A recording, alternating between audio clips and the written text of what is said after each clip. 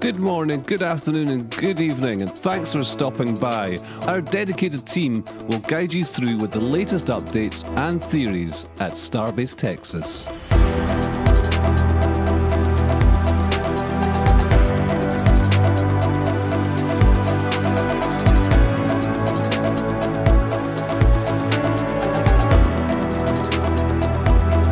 If you're new to the channel, be sure to hit the subscribe button and the bell icon for future streams.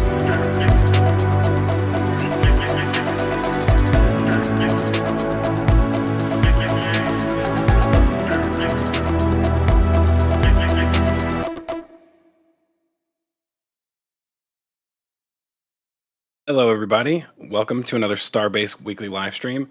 My name is Zach, and I am happy to be with you all here today. Had the last 2 weeks off, so it's awesome to be back with you all. And I think today it's just going to be myself and Stephanie. So Stephanie, thank you for joining us. G'day from Australia. No worries. Glad to be here and good to have you back for this week's episode, Zach. Get some more insights into what's going on around places like the launch tower and so on. So let's get into it. Awesome. Yeah, and I think we may have Jake possibly joining us and also possibly DJ, but not 100% sure on that. But we also do have Astro Joe with us today, who will be doing questions and donations. Hey, Joe, how's it going? Good, thank you. Good morning, good afternoon, and good evening, all Starbase fans around the world. Glad to be here. Let's get the show on the road. Yeah, I stuttered a bit there because I just realized that I wasn't sure if you were actually back. So I like, am. I'm not Thank calling you. no person who's not here. All good, buddy. Awesome. Well, yeah, we have a ton of news to cover, and hopefully y'all have saved up your questions today as well too, because we'll try and address as many of them as we can. So yeah, with that, we will start off at the Massie Site as we always do. This is obviously one of my favorite places right now, given how much action's going on over here. And yeah, we have been keeping an eye on the new test stand construction, which is making some progress. It's not quite as fast as I think some people were hoping, even myself, but there's still a lot going on out here. So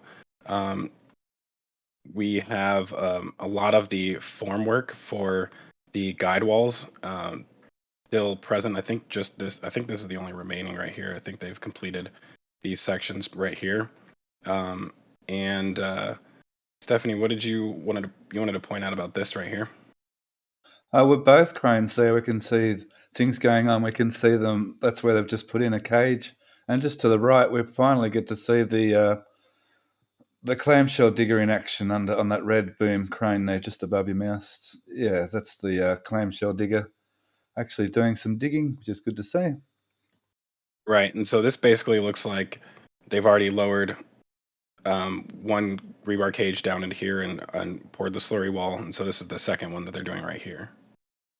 They seem to do them in a section, miss a section, and then come back and fill in that section to so they can do it in sections.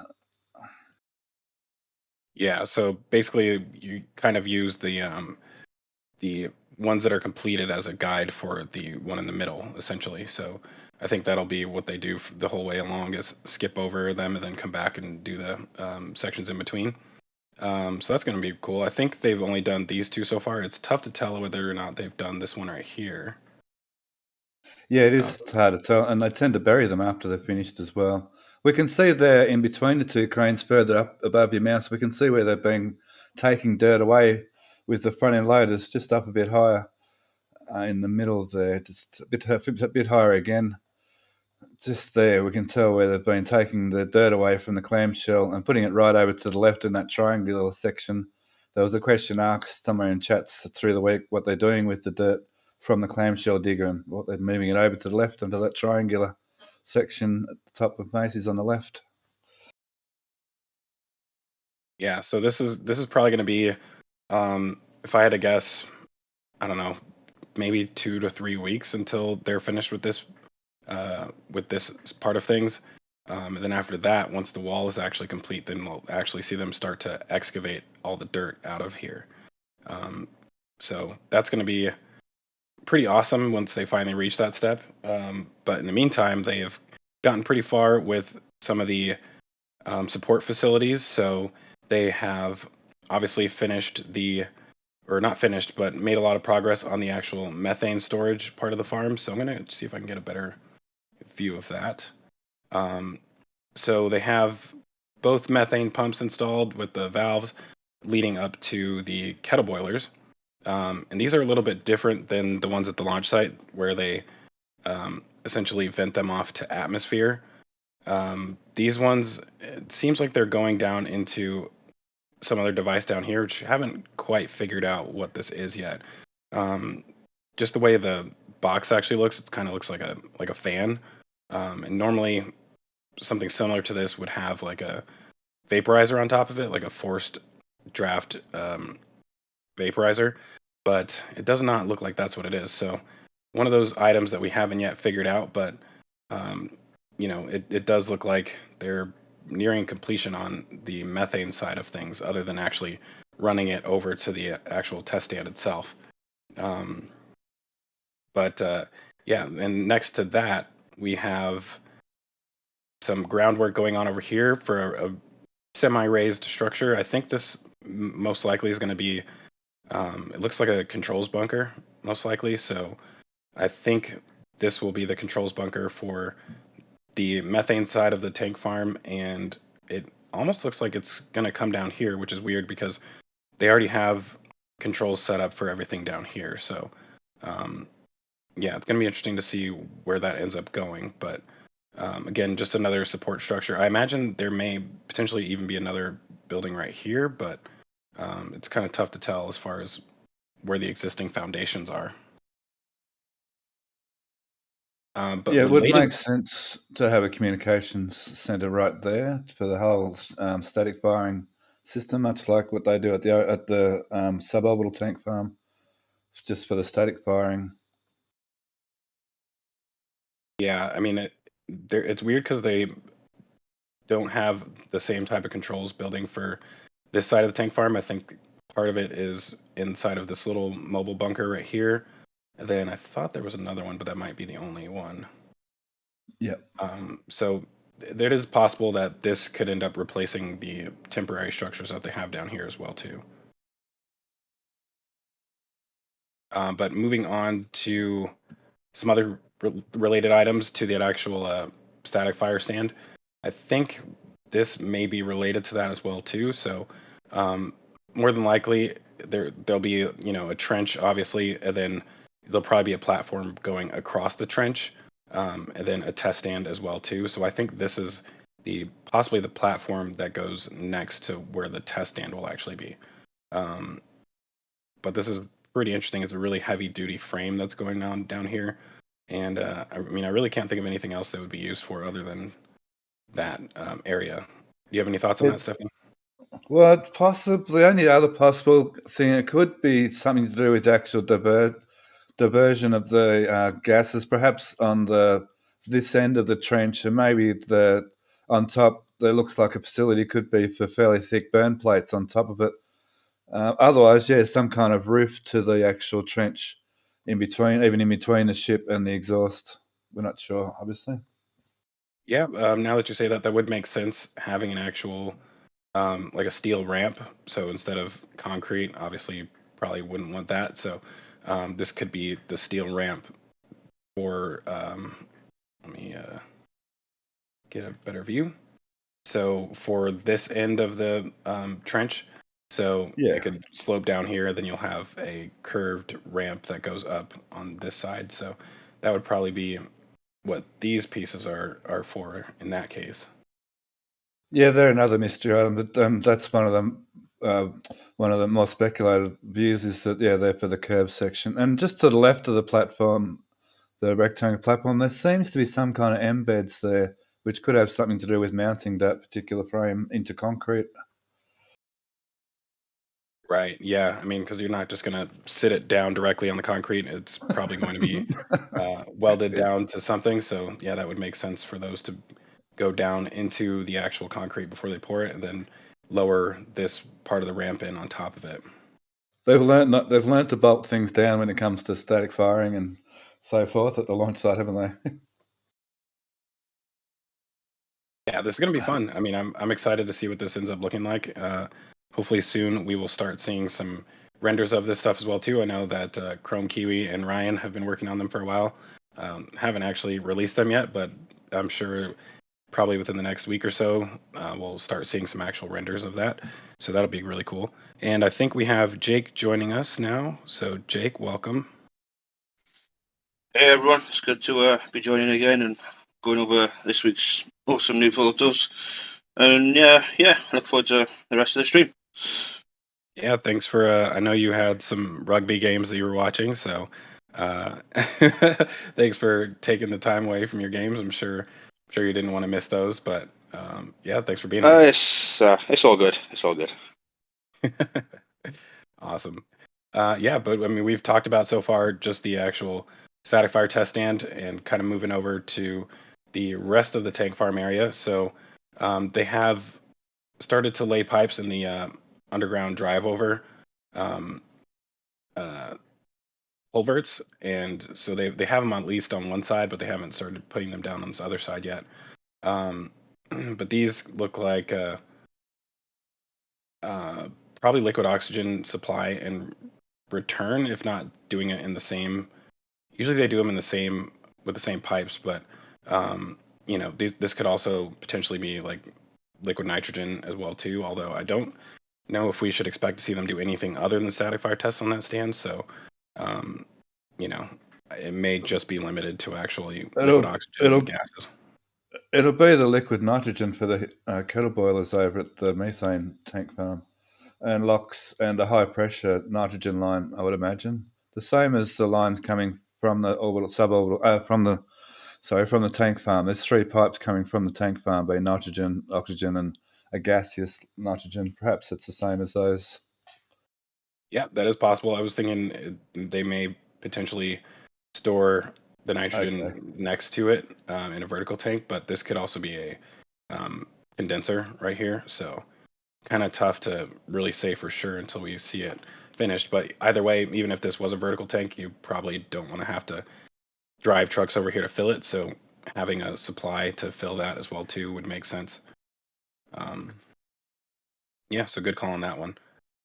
But moving on, we also have the foundation for the 2 future tanks that we've been waiting on, and I don't know. This is kind of interesting to me because with the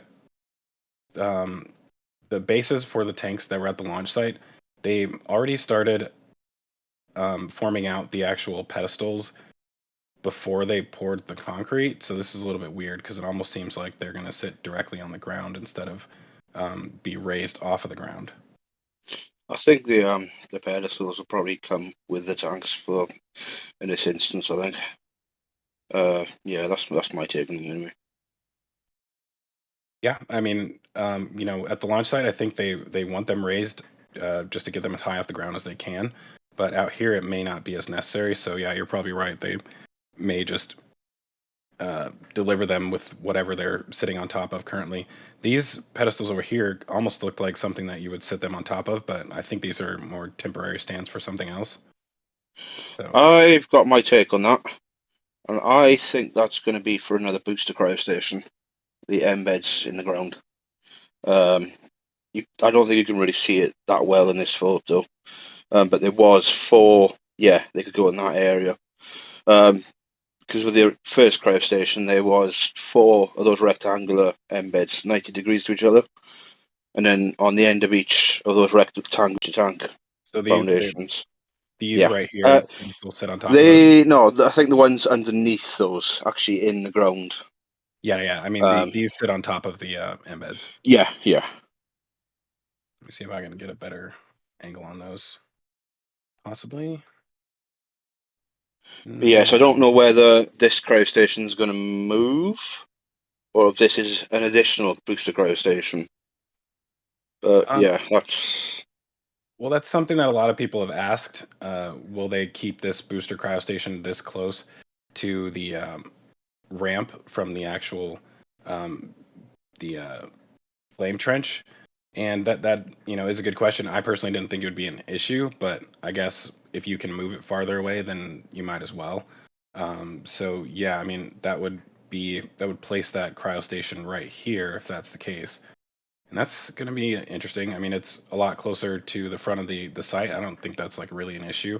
But as far as having 2 of them, I'm not sure I wonder if that's even really like necessary. I mean, their cadence of testing is increasing as far as like how quickly they're completing boosters and ships. So yeah, I guess it's possible that they may end up needing a second one, or more likely just actually moving it to this location. You would think they would have thought ahead on that though, and not put it over there in the first place if they knew that. Well, yeah. There is a slightly different scenario as well. That pad you see being constructed there might actually be where the can crusher moves to, and then where the can crusher is now might actually become another cryo station.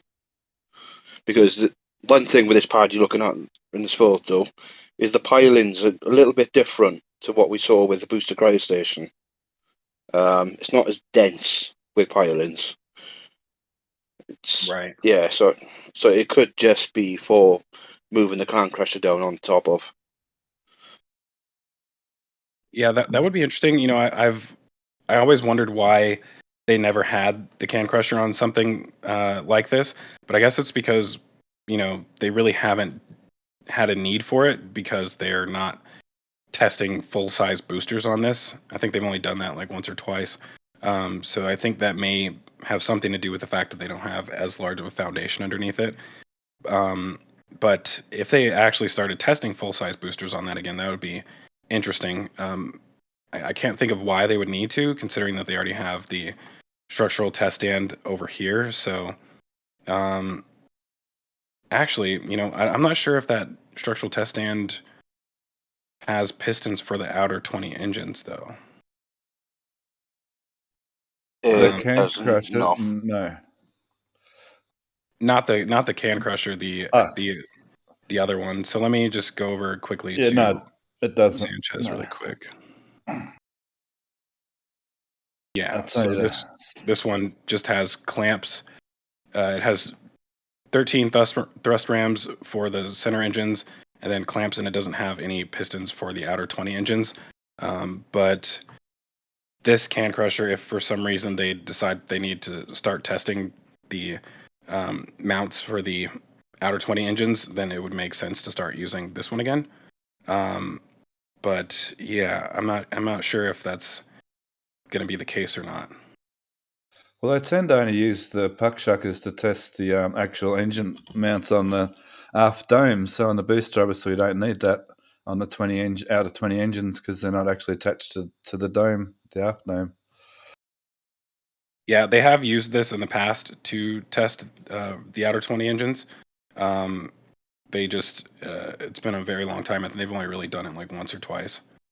So yeah, I mean, I'm the fact that these are still here is a good thing, because it means that there's more changes to come in the future, because once they kind of lock in the design of both the booster and the ship's going to be a while till they do that. But every change that they do to the vehicle is going to require them to redo structural verification testing. So the longer these are here, the more exciting it is, because that means we haven't seen the end of the changes in development to the actual vehicles. And I personally am always slightly more interested in the booster than the actual ship.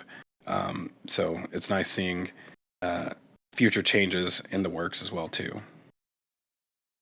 And with the new doors and that going on the bays, this will give the ring watchers a little bit of an idea and help them keep up to date with what's going on with airframes as well. Yeah, very true. So let's see, what else do we have going on over here? We have the just a little more concrete right here next to the tank storage area. I'm guessing this is maybe potentially just like a little parking lot. It's nice because Massie is actually more concrete now than dirt. Oh, almost. It's about 50-50, maybe slightly below that. But yeah, I mean, this site's going to continue to look better and better as they actually cover everything with concrete. And they'll finally be able to keep it clean. I remember when the launch site looked like this forever, just dirt all over the place. So, yeah, with the other structure down here that we still aren't really sure of its purpose, it looks like, at least on the outside, it's mostly complete, but not really a whole lot to discuss as far as that goes.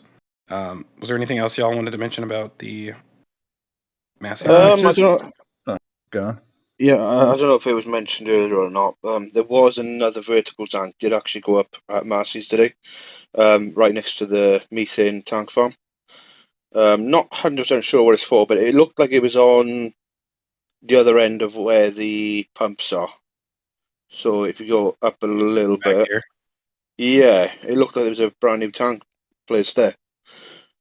Not 100% sure what it is, but there didn't seem to be anything actually waiting around the other day to go there.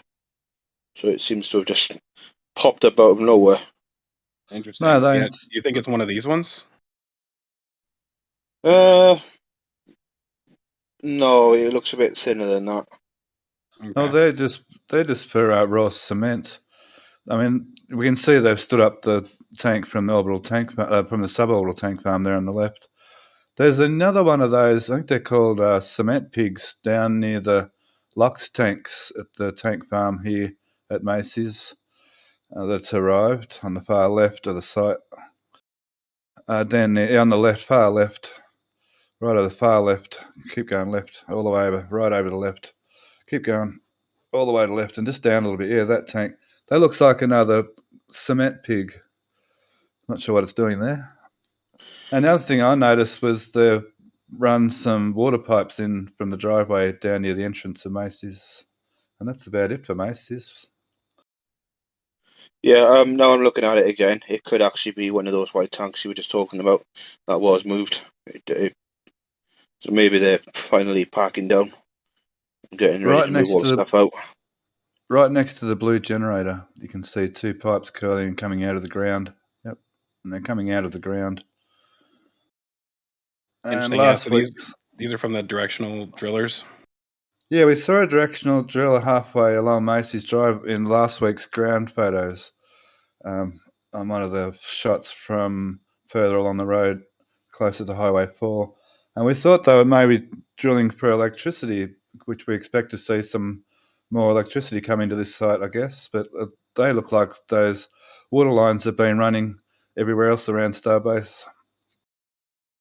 Yeah, so we don't really know where those water lines are going yet, but one theory that I've had is that, they may want to eventually get rid of the need for having trucks driving back and forth to Brownsville for water. So if they're able to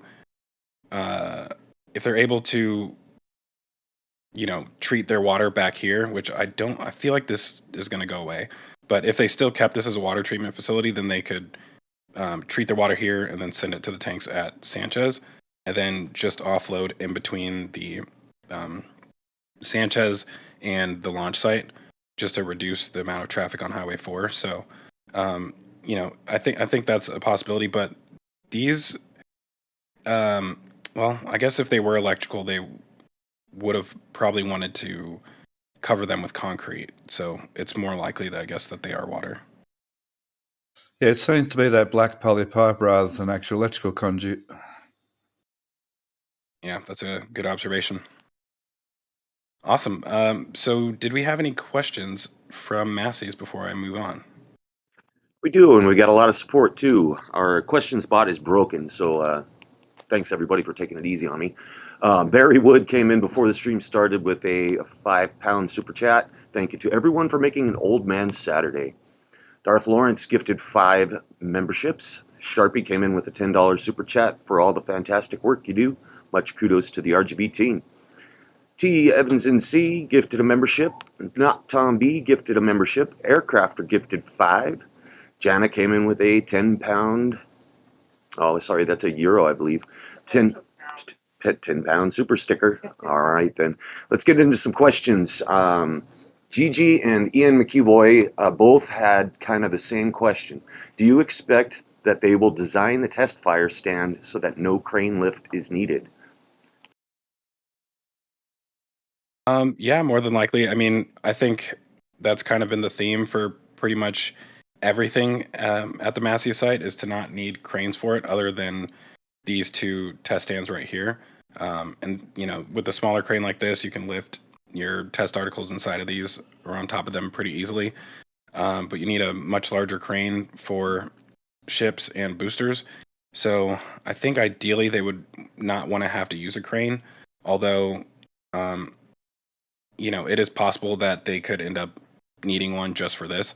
I mean, the actual test stand at the suborbital site is pretty tall off the ground, and I'm not sure if something like that will be necessary for this. They could end up having it closer to the ground, but I would be pretty surprised if they end up doing static fire tests on top of one of those transport stands. It would be interesting, though. Yeah, that was just my thought. Is if they're just driving straight on to the top of the flame trench for testing, then can the transport stands actually withstand that? Yeah, I mean, they would have to lock them down onto the ground, obviously, and then, the bigger thing is how you drive a transport stand over an open hole. I'm not sure how that would work, so there is a possibility that a crane may be required, and if that's the case, I imagine it would potentially, once this is all complete, they'll build a pad for that right here for it to sit on and move out of the way when necessary. But yeah, I mean, I think they're definitely going to want to try to avoid that. For sure. John T. asks, do you think the design of the Massey's tank farm and its GSE plumbing is a test for the launch tower launch pad to GSE? Not really. I think this is a completely different thing. It's closer to, version 2 of the suborbital site.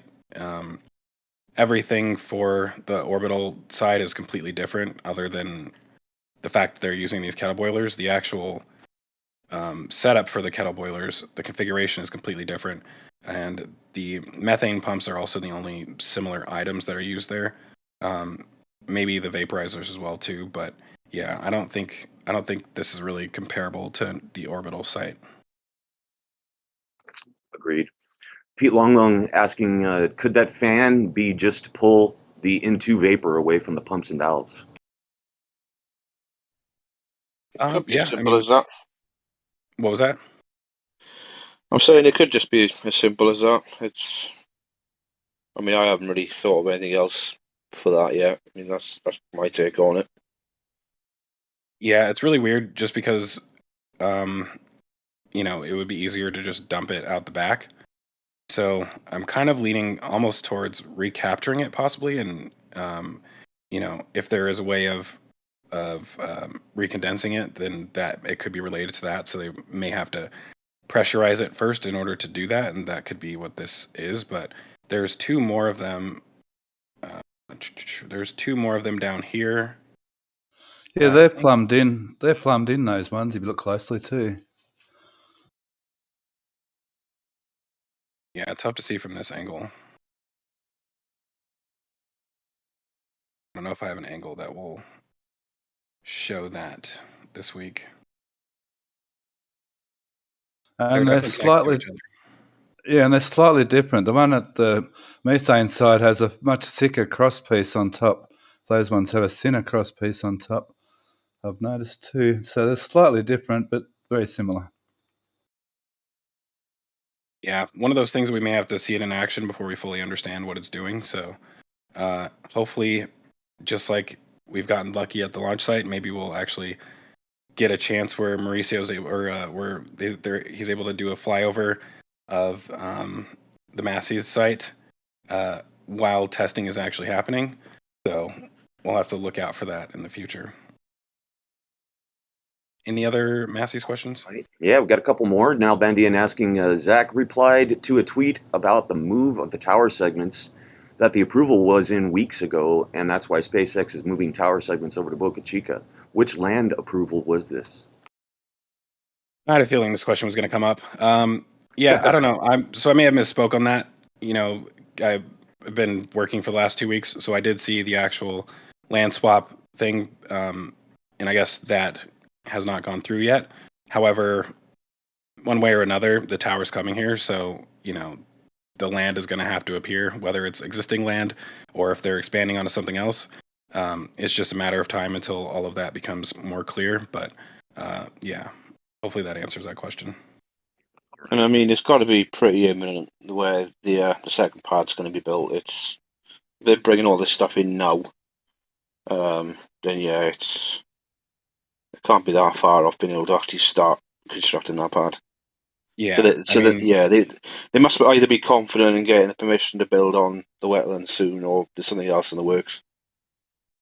Yeah, agreed. I mean, they're definitely not bringing it here just to sit around. And the original question that I was responding to was related to why they're in such a rush to get them here, and it's, you know, obviously they want to get that tower constructed as soon as possible. So, yeah.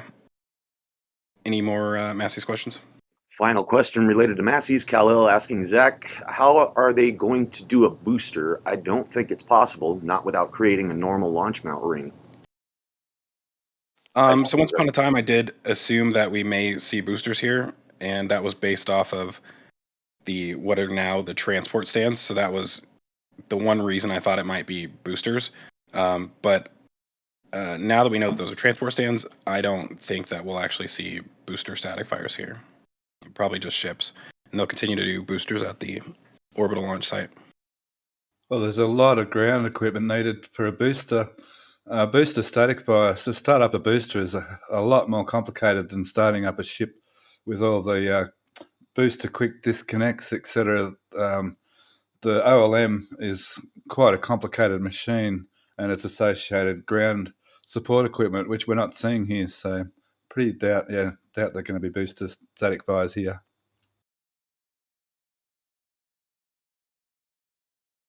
Cool. Well, yeah. I guess if that's the last question, we will move on. There is one more that I just saw in the chat as I was scrolling through.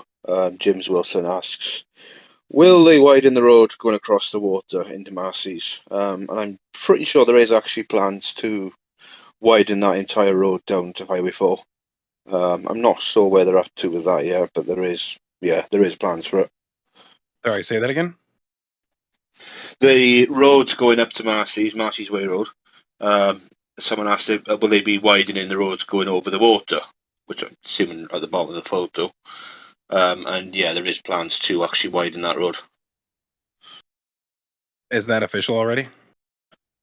Yeah, there is an actual whole, I can't remember where it is now, but there is a whole document saying exactly what they want to do, and they want to put new utilities in the widened part of the road as well, going up to Massey's. Will that include the actual bridge itself?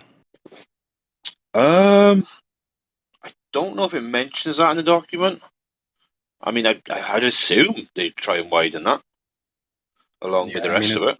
Weird. I mean, surprised it's necessary, considering they're already able to, move boosters along this already. So, I mean, I guess making it nicer couldn't hurt. So, yeah, it'd be interesting seeing how they end up doing that. There's a lot of going to be a little bit more difficult to fill this in, but it's just adding a little dirt, I guess.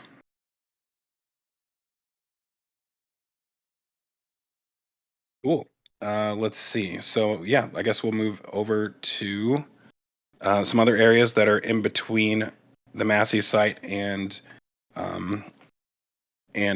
Sanchez site. So I did want to mention a few areas. So we have the site where the shopping center is going to be at some point, and they're at least got some groundwork going right now. They haven't actually started constructing anything yet, but I think these are this is for some plumbing that'll eventually be here. But other than that, there's just a few heavy machinery items down here, but nothing more. And then we also have the storage lot, which is in between those two. Actually, wait, I get confused on this one. Is this in between Massey's and Sanchez, or is this after Massey's?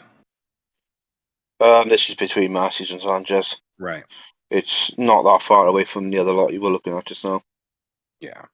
So nothing too exciting down here, but they are actually starting to bring more equipment here. So interesting to just take a look at it and see what they got down here. But like I said, nothing exciting. Yeah, and I mean, it's safe to say that space is becoming quite a premium at the production site. Hence the reason we're seeing this sort of thing going on now. Right. Yeah, there's no room anywhere for storage on all the other 3 sites now, 4 sites even, because of all the new developments, which is awesome to see. So wanted to briefly mention at the port, the tower section that was originally delivered is still just down here chilling. Oh wow, this guy's like parked underneath the bottom of that rail. So yeah, we do know that 4 additional sections are currently waiting at the turn basin at KSC, and those should be coming soon. We have I do have an image of those. That was looks like that car confused itself with a SPMT. So Max Evans posted this one yesterday. This shows, I think, sections. Oh man, 6. I think. What is this one? This one is the possibly 4. So yeah, you got 6 is the one with the pulleys on it, because that's changed with that's a design change. That started with the LC-39A tower. So yeah, what happened is the Drowick's winch side and the dead end spool side, they swapped around with the second tower, and it's the same with the third tower as well. And then these pulleys are now higher up the tower than where they used to be. Right. So you said 6. This one is. It must be above that, because I know they have a lot of the cryo pipes in the other sections already, which I don't see in this one. But sections 2, I think Jack sent me I haven't looked into this yet myself, or else I would just know what they are. Hold on, give me a second. So section 1, but this would be the base of the tower. I don't see the actual. I think it's slightly higher up because it's got a little elevator shaft section coming off in the middle there. I think that's slightly too high up for the very bottom of the tower. Yeah. So maybe somewhere between 5. Oh no, actually that is one. If you look at the cable tray on the right hand side there, you can see where it enters from. The rest stop for the chopsticks, but I'm guessing it's on the far side right here. Apparently that was removed. We don't know why though.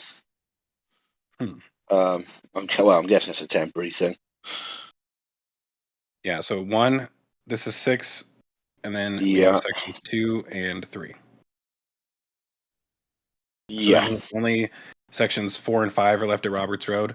So that'll be interesting. These, I used to know how much these weigh. I can't really remember, but it's a lot. When they put them on the barge last time, it definitely caused the barge to sink down pretty significantly once it put all of its weight on the actual barge itself. So putting 4 of them on there is going to be interesting. I'm guessing it'll probably have to be a larger one than what was used the first time, to fit 4 of these on there at the same time. But yeah, so after this, we'll see the final 2 sections, and there'll also be the chopsticks, the QD arm, and of course the launch mount. So I would say they're about, I don't know, halfway there as far as like all of the equipment that they have to ship over to Starbase. So yeah, exciting times for sure. Let me go ahead and move over, I guess, to the Sanchez site. Actually, hold on. I don't know. There is a. Yeah, I was going to say we are expecting some more cryogenic tanks to arrive at the port this month as well. So I think there's one tank coming from somewhere in Europe in a few days' time, and then there's another 2 tanks I think arriving on the 27th of February, which I'm assuming will be due for Massie's to go on those new foundations. Right. So I don't know as much about these properties over here. I know there's a lot being constructed right now. So I think this is the one that belongs to SpaceX. All those sites, All with of the those, construction, are SpaceX ones. Yeah. Just these. I don't know if it's. Oh, sorry. So this is where they have the NASA cameras over here during the tracking cameras during the launches. So I guess it's just this entire space right here. That space here we're talking about as well. That looks like that's also going to be the same housing as the type of housing as the other 3 there. Apparently, this is VIP housing with VIP views of the launches. So I can't imagine it'd be very cheap. These are $1 million homes going on here, and further up towards the patrol, towards the patrol launch ramp as well. There's that one and another one further along again. They're all SpaceX, and they're $1 million home. To be honest, see what $1 million home looks like. The one to the lower in your image there, it appears to have glass all the way around it.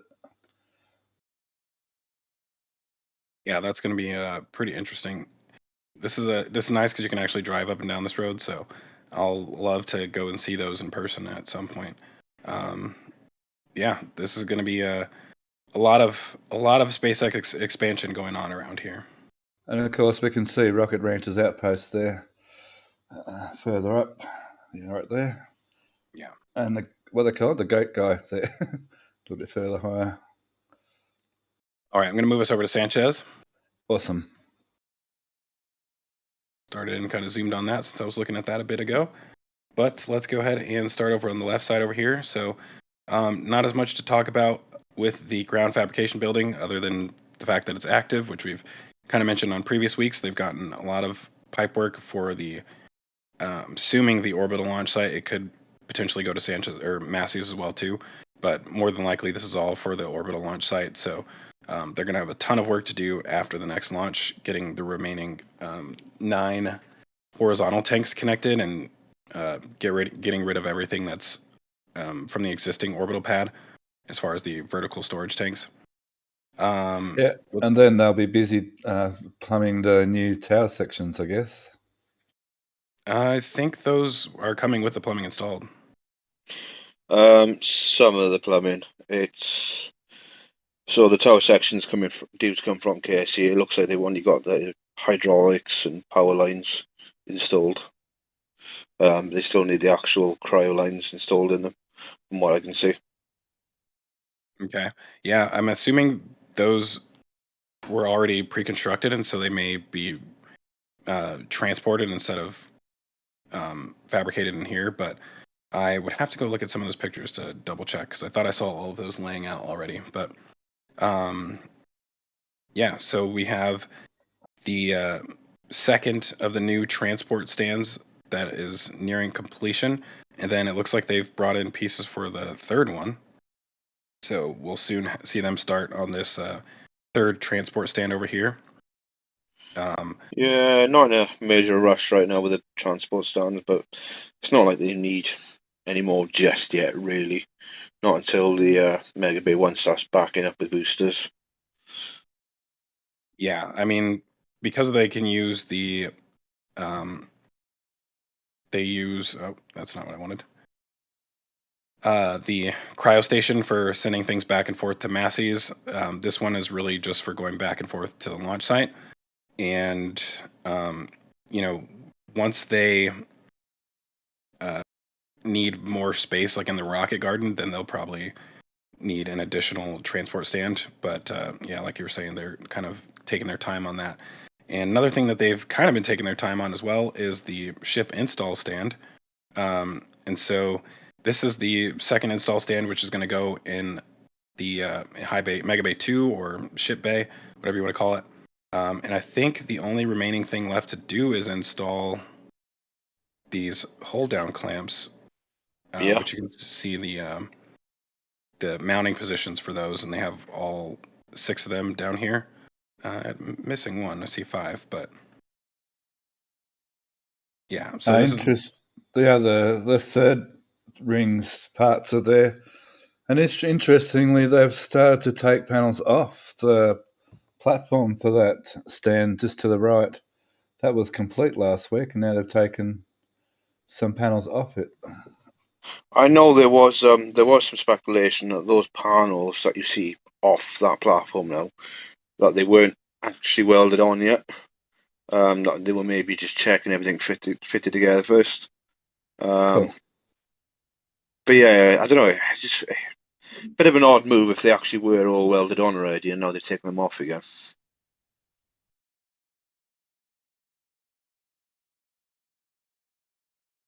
Yeah, tough to say on that one. I don't think I saw this when it was fully completed. I haven't been able to look at the previous week's photos. I'm a little bit behind, so. And that mystery thing in the middle of the two, yeah, that hasn't changed much. It looks like it's got 3 clamp positions. It's still maybe a hot stage ring stand or rig of some type. You mean like a transport stand just for the hot stage ring? Yeah, because or a jig. Because currently, whenever they take the hot stage ring off the booster at the launch site, whenever they need to access the forward dome, the hot stage ring goes on a stand that's not really made for the hot stage ring. So yeah, I could see this being a transport stand, some kind for that, when that's actually purpose built. Yeah, something like that. So let's see. We also have a bunch of new plumbing going in down here. I think this is just underground drainage, which they've kind of. Let me get a better shot of this. Maybe this is a good one. Probably not. So they've kind of basically been adding in new drainage around this area. The rest of the site over to the left already has all the drainage. You can kind of see the oops. You can see the what do you want to call these? Grates. Yeah, the grates for the culverts that go underground. And so they're basically just adding more of those in along here. Yes, kind of just to add some additional drainage and keep this area dry as they're doing construction. Because I guess the rainy season is on the way. And speaking of that, actually, I forgot to mention this. If you guys haven't noticed, these images are slightly clearer than they are normally. Well, in a way.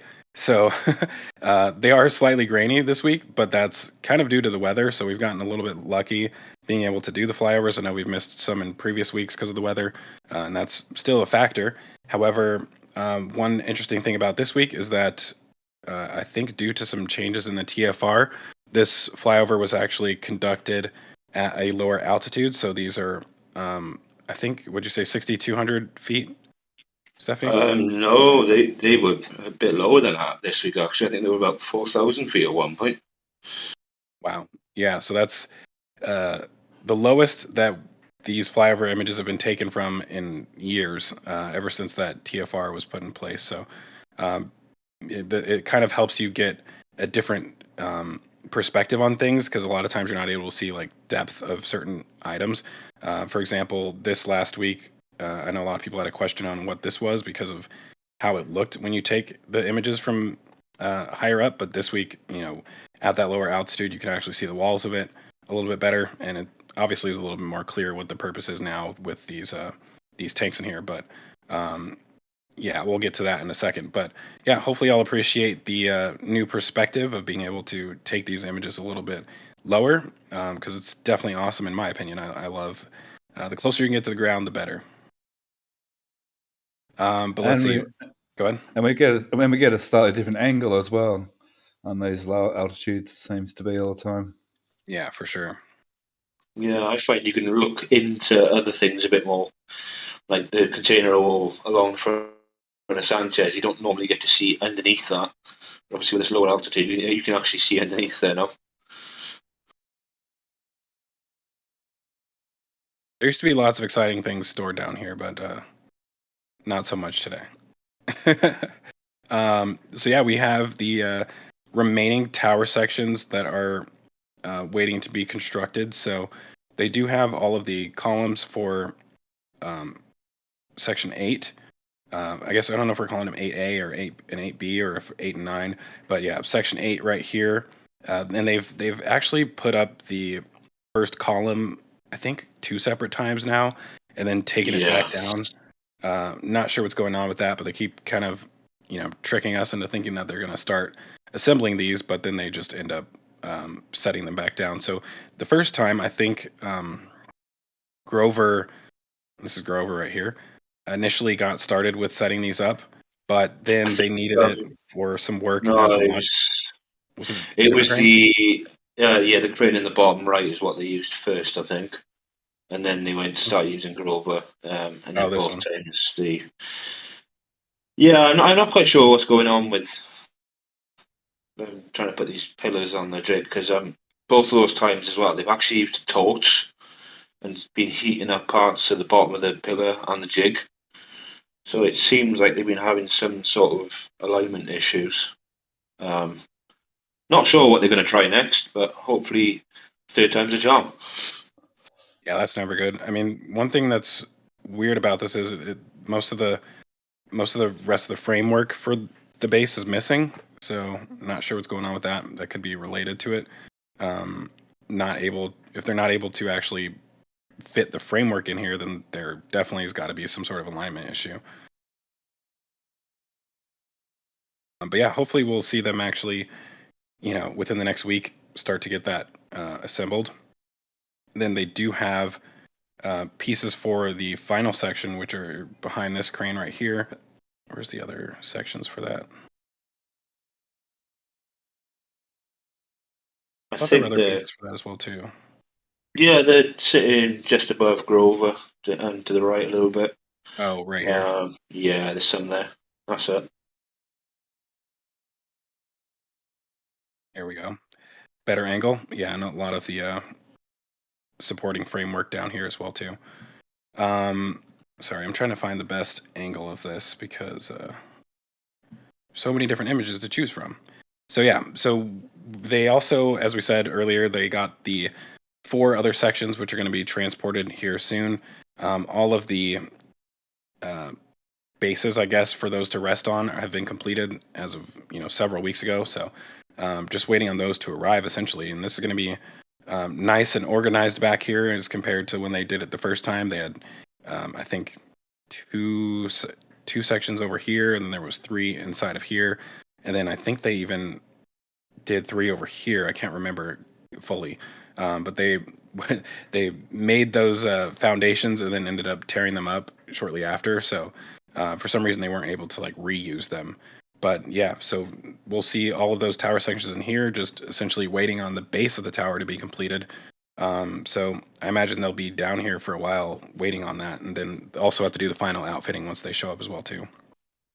And I guess it's worth stressing as well, obviously it's kind of slow progress constructing those, the top sections of the tower right now, but it's not like they needed that soon, really. It's it's obviously the end of the tower, so they'll have to put everything else in place first. Yeah. But And yeah, the sooner they get that constructed, the better. Really, those top sections just be nice. I feel obligated, and I'm starting to do this on X once a week now, or maybe once every other week, to mention that the tower is not going to be taller than the other one. For some reason, that has quickly become the most common question. I was joking around with Alex from NASA Spaceflight yesterday, saying that this reminds me of when the tower was initially being constructed, and everybody was asking whether or not there was going to be a crane on top of the tower, and everybody was like dead set on the fact that there needed to be a crane on top of the tower. So this reminds me of that situation where a lot of people are dead set that this tower needs to be taller than the other one, and that's just not the case. So it's not a theory or our feelings. It's just we already know that all of the first six sections have already been completed at KSC, and the others, most of the parts that are needed to complete those are here, and these also were at KSC as well too. So we've already seen the complete tower as far as what the actual components that are going into it. So it's not they can't really surprise us and make it taller. We already know what it's going to look like essentially. So it's And really. I guess the other thing worth mentioning as well is if the tower was actually going to be taller, they'd be constructing an extra middle part for the tower right now instead of constructing this top piece. Right. And this may not be the case, but generally it is. If you make something taller, you can't just make it taller without also making it wider. So usually you're going to need more support as well too. So if it did get taller, even if just by one section, I would expect that these would get slightly wider in order to support that extra weight. So I mean, these are not light pieces right here, especially when they're filled with concrete. Like I said, we used to have an idea of how much these things weighed. I want to say 200 tons when they're filled. It could be more than that though. So yeah, it's just not something that we should be expecting a taller tower because there's just no need for it. It's much easier to just lift the ship from a lower position. That's what the stabilizer pins on the chopsticks are for. So no need to make the tower taller for no reason. Yeah. So moving on, there was a question about this last week, and now I guess we have a better answer on what's going on down here. So this is basically a spill basin like containment for these two tanks that are right here, which is interesting. So these generators right here, as far as we know, ran almost entirely off of natural gas or LNG essentially, which is vaporized. So you have your LNG tankers right here. This is basically a distribution trailer which vaporizes that into a gas and sends it to the generators down here. And now they have these two tanks here, which, given the spill basin right here, I'm assuming that these are most likely going to be filled with diesel, because that's the only real reason to have containment. And these, I don't think, are the types of tanks that you can store LNG in. They don't look to be jacketed tanks. We've already seen them when they were cut in half initially. So these are just regular liquid storage tanks. So I'm assuming these are diesel, which means that they may start operating this off of what we call like dual fuel. In the industry I work in, you can run them off of both diesel and CNG at the same time. So I think that maybe what's happening here is that they're converting these to also be able to use diesel. I guess, like, as far as being environmentally friendly goes, it's better to run them off natural gas. But as far as the power output goes, they do perform better when they're running off of diesel.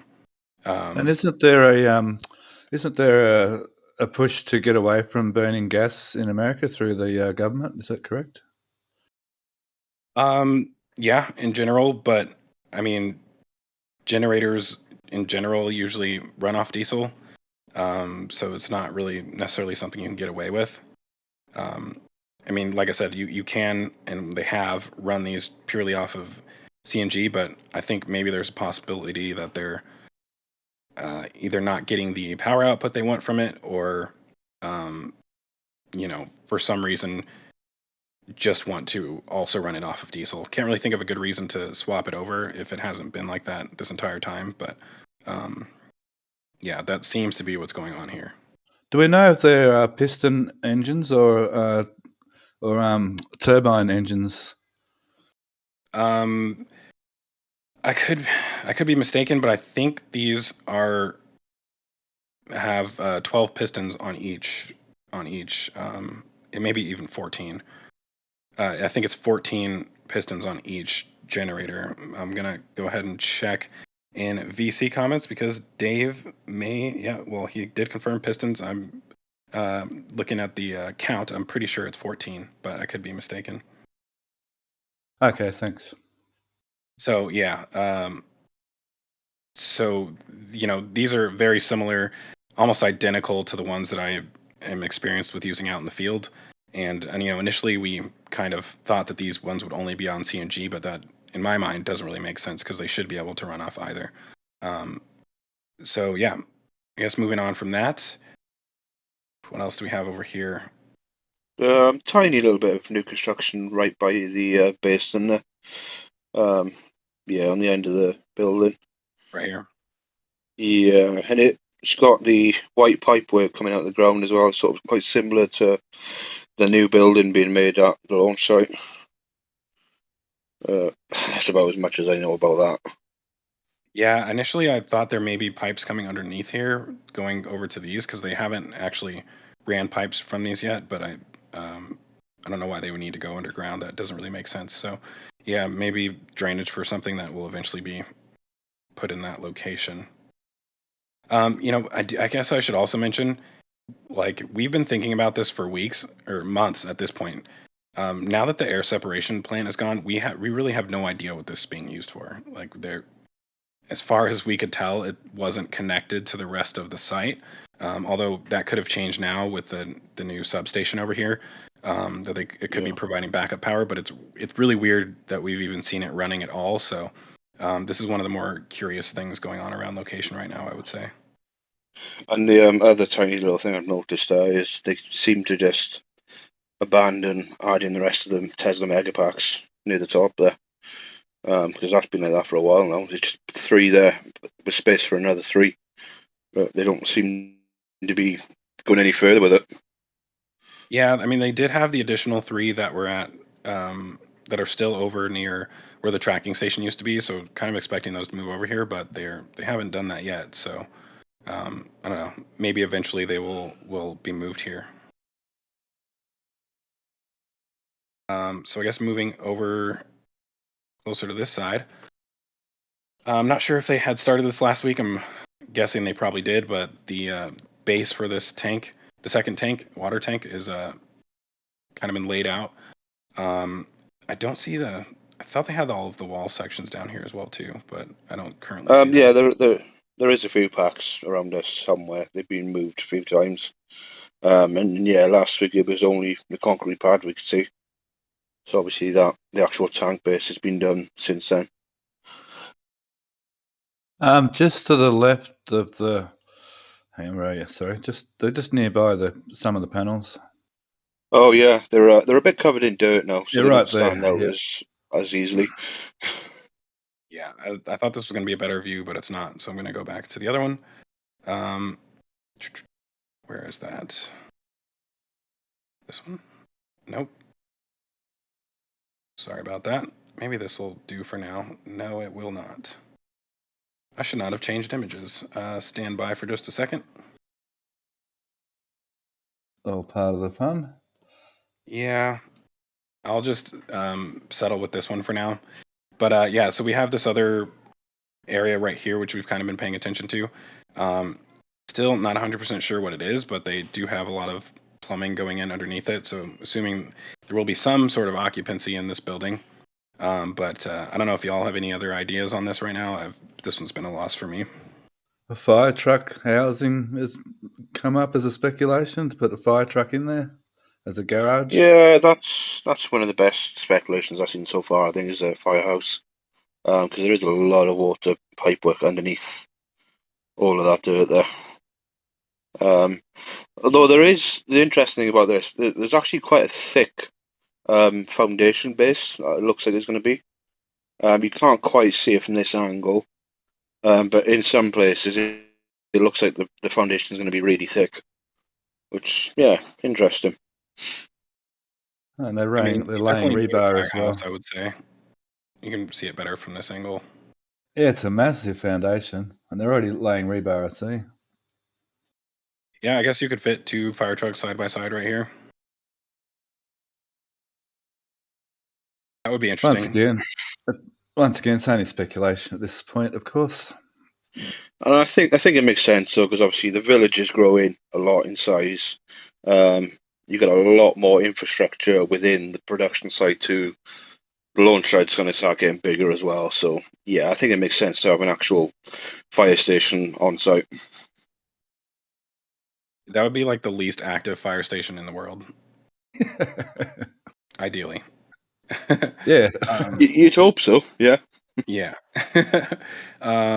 So one other thing I guess to mention really quick, they have these 4 vaporizers over here. I think they've brought either 4 or 6 of them to the launch site as well too. So that makes, I think, 10 in total, I want to say. I could be wrong on that, but all of these I think are going to go to the launch site. They're just kind of placing them here until they are able to move them to the launch site. And over in this area, we have the other big item for this week, which is Ship 28, which is, as most of y'all, or some of y'all know, has had engines removed this week. So I think, were they RVACs that were removed? There's at least one sea level engine and at least one RVAC removed so far and replaced as well. I think the count so far is 2 VACs and 1 sea level, yeah. Right. And one other thing that did happen this week, and I was searching for an image of it, but I guess y'all are just going to have to take my word for it. They also removed engines from Ship 29. So whatever they're doing right now, they're doing on both Ship 28 and Ship 29. I was kind of looking down here to see if we could see any like new engine shielding items, but I don't see anything new. We do have some of the collars that go around the engines, the actual shields that go around the center engines. But yeah, this is an interesting thing to happen right now. I think that most people were expecting that the last remaining items for Ship 28 would just be to, finish the tiles that got damaged and the ones that were missing. But now it seems like there's some other issue, and I don't know. I've kind of been talking about this with Jax, just kind of thinking of the reasons why this would happen.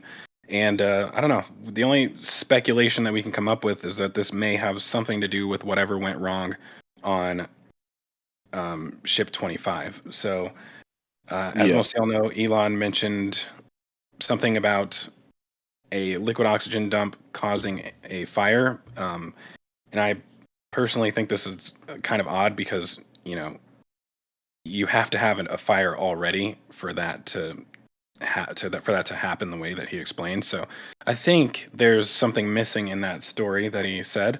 And if that's the case, then the only real place that there should be a fire is within the aft skirt of the ship.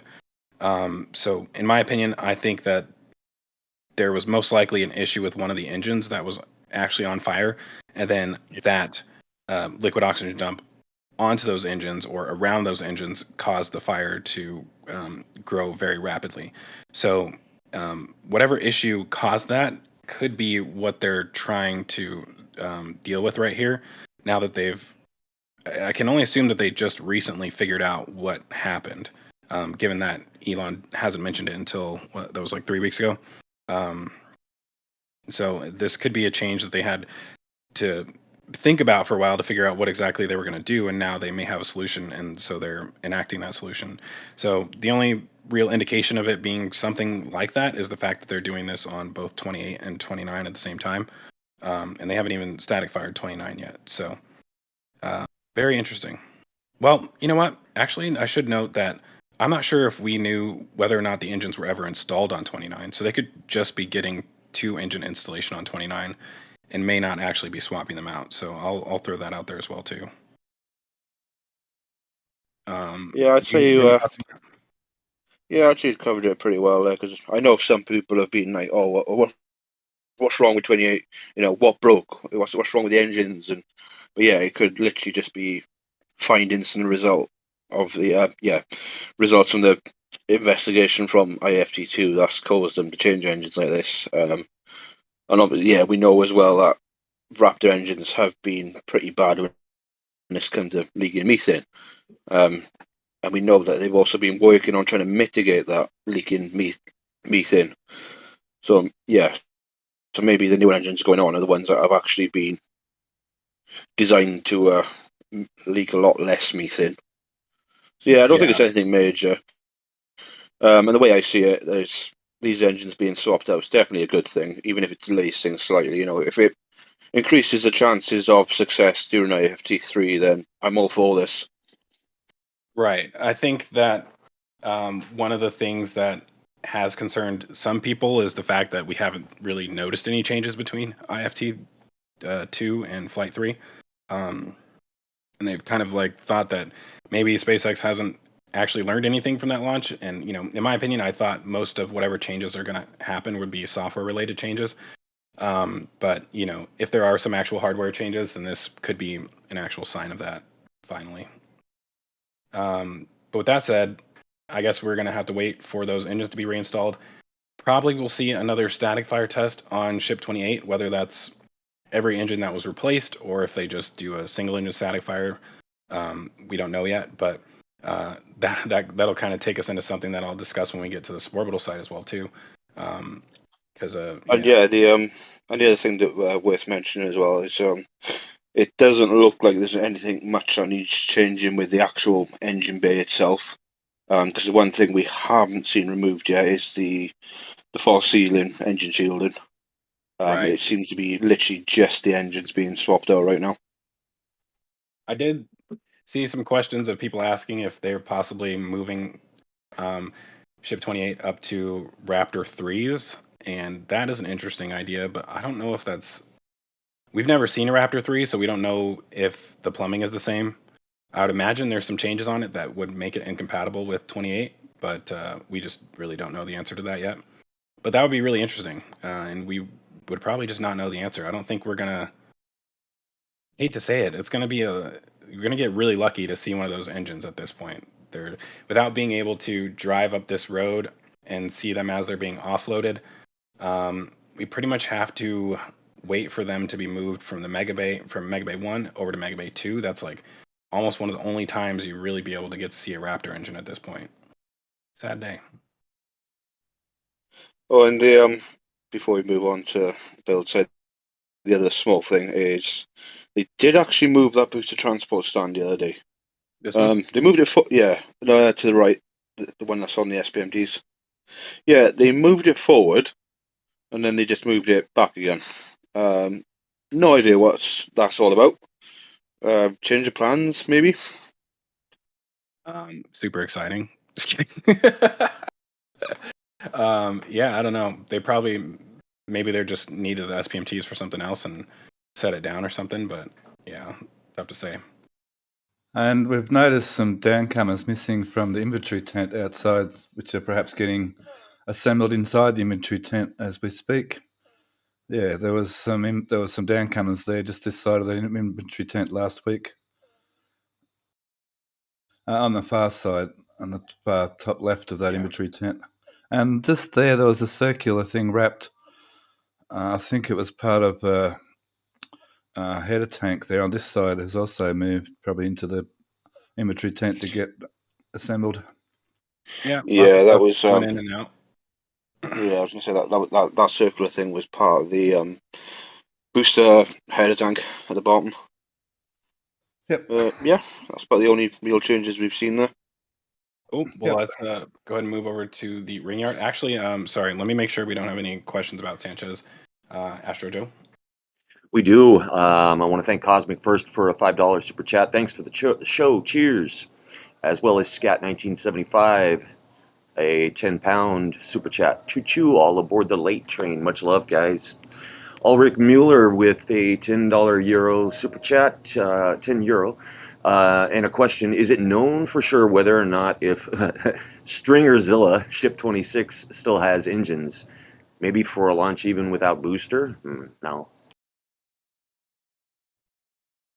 Wait, Did what? I really just hear that name correctly? Stringzilla, that's funny as. Yeah, that was a good one. And thanks, Jax, for a gifted membership. That's awesome. John Depker did have a question with the tower segments starting the process of heading to Starbase. When do you think an LR-11-350 will show up? It's gonna be a while. Long So time. Yeah. yeah, I mean, I think the one thing that we'll see in between flight 3 and 4 will be the foundation of the tower completed, and possibly the base of the launch mount, maybe. But yeah, the as far as the crane actually showing up, I think that will happen after flight 4, because there won't be much of a need for it before that. Yeah, my guess is as the tower base for the next tower is nearing completion, that's probably when we'll see that crane coming back. And I mean they're pretty expensive to rent, so the less time you can have it being rented at Starbase, the better. I agree Agreed. 100%. Cosmic has a question. Does the new nose cone still have the 5 lifting point brackets? Which new nose cone? Guessing the one behind High Bay, maybe. There's 6 little brackets. No, go down a bit there. Yeah, it hasn't got the actual proper lifting points on it yet. It's got just 6 little bracket things used for during production. But yeah, that's about it for that nose cone. Yeah, one Yeah, thing I this. forgot to Go. mention actually, so I'm sure it was covered last week, but the new parking garage that's going to be down in this area. So for one, they have started making some actual real parking down here in front of the Sanchez site, and it looks like they're starting to do that further down as well too. I hope they don't have it in front of the actual Starbase sign. It's kind of nice being able to walk in front of that and take pictures.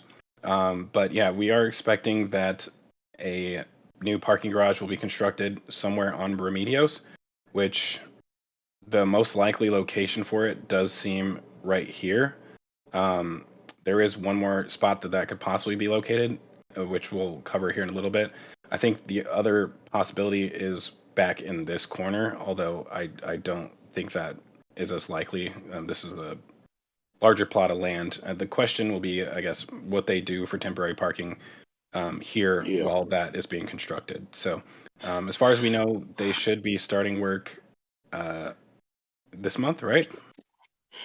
Next week sometime, I think. And whilst we're on that, I just wanted to point out that Starship Gears, I think it was yesterday, noticed they have actually started putting wooden posts around this car park, and they do seem to be marking out now for the start of the construction of the new multi-story car park. Awesome. Very nice. And sorry if I interrupted you, Joe. Was there another question you were going to ask? Not a problem.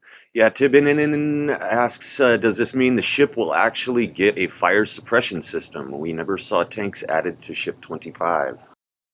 That's a good question. We don't know. Initially, we thought that they did have a fire suppression system in there, just because of some vents that they installed on the outside of the ship, but we never actually saw any new tanks installed. They obviously will probably be much smaller than the tanks on the booster, but actually, that's not for sure. I would actually imagine they need to be pretty large because they actually, if they're used throughout the entire flight profile, then they need to be some pretty large tanks because the booster only uses its fire suppression system for I think like 2 minutes and like 30 something seconds, and the ship is flying for much longer than that. So I think that could be part of the reason why there isn't a fire suppression system, because it would probably need to be larger than the one on the booster. So yeah, that's interesting. An interesting question. I mean, I guess the thing about that is it would make you think it would be smaller is the fact that there's only 6 engines versus 33, but it's still a 9 meter vehicle, and the engine bay cavity is very, very, very large. So yeah, I would expect that it would need a rather large amount of CO2 in order to keep that area purged the entire flight. So yeah, as far as we know, they have not added that, but uh, might be a good idea based on what happened after the last flight. Sure. And one final question, Nibbles asks, will that mean another Ship 28 static fire before IFT-3 with the engine swap? Most definitely. I can't see them not doing another side fire test. Because obviously there's a little bit more on the line with IFT-3, in terms of the prop transfer test and an in-space burn as well. So yeah, I think they're going to want to give that ship as much of a chance of success as possible. Plus, I don't think we've ever actually really seen any case of engines being swapped out not followed by a static fire before. I don't expect that to change anytime soon. Yeah, I would agree. And I just wanted to do a last minute thanks to Just Martin for 5 gifted memberships as well. Awesome. Thank you. Yeah, thanks everybody for your support. Really appreciate all of the gifted donations and the donations to the channel. We appreciate that as well too. Helps us continue to do everything that we do, especially with getting up in the air every single week. That's obviously the most important thing. So yeah, thanks for all of your support and helping us continue to do that every week. So yeah, let's move on to the ring yard, which continues to get smaller and smaller every week.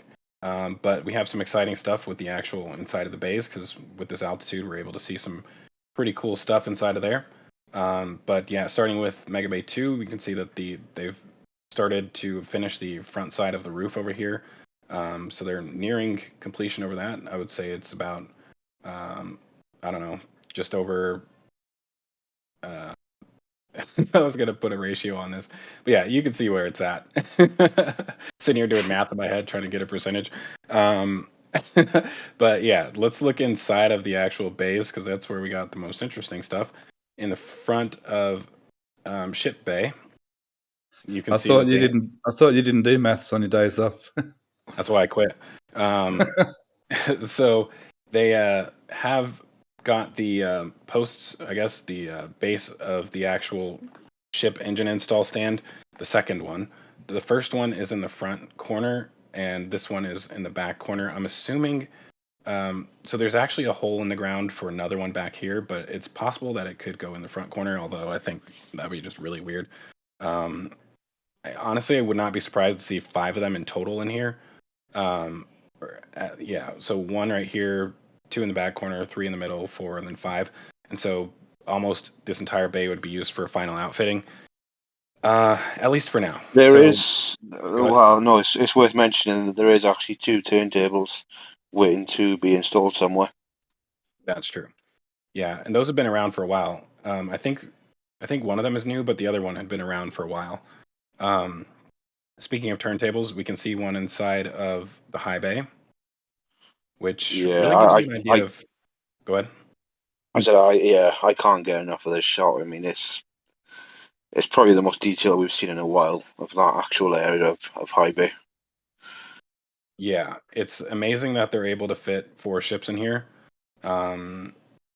especially with this structure in there. I mean, it's far away from the back wall because they have all the scaffolding and obviously the stairs and elevator back there. So it takes up quite a bit of space. And yet another reason why I think it's not likely for this building to remain here for very long, because it's just, there's not much space in here. So they are doing some other work inside of here. I'm not really sure what they've been doing with this aerial work platform. But yeah, it's been a while since we've been able to actually see this turntable, and I honestly forgot that it was even back there. I thought it was in one of the front corners.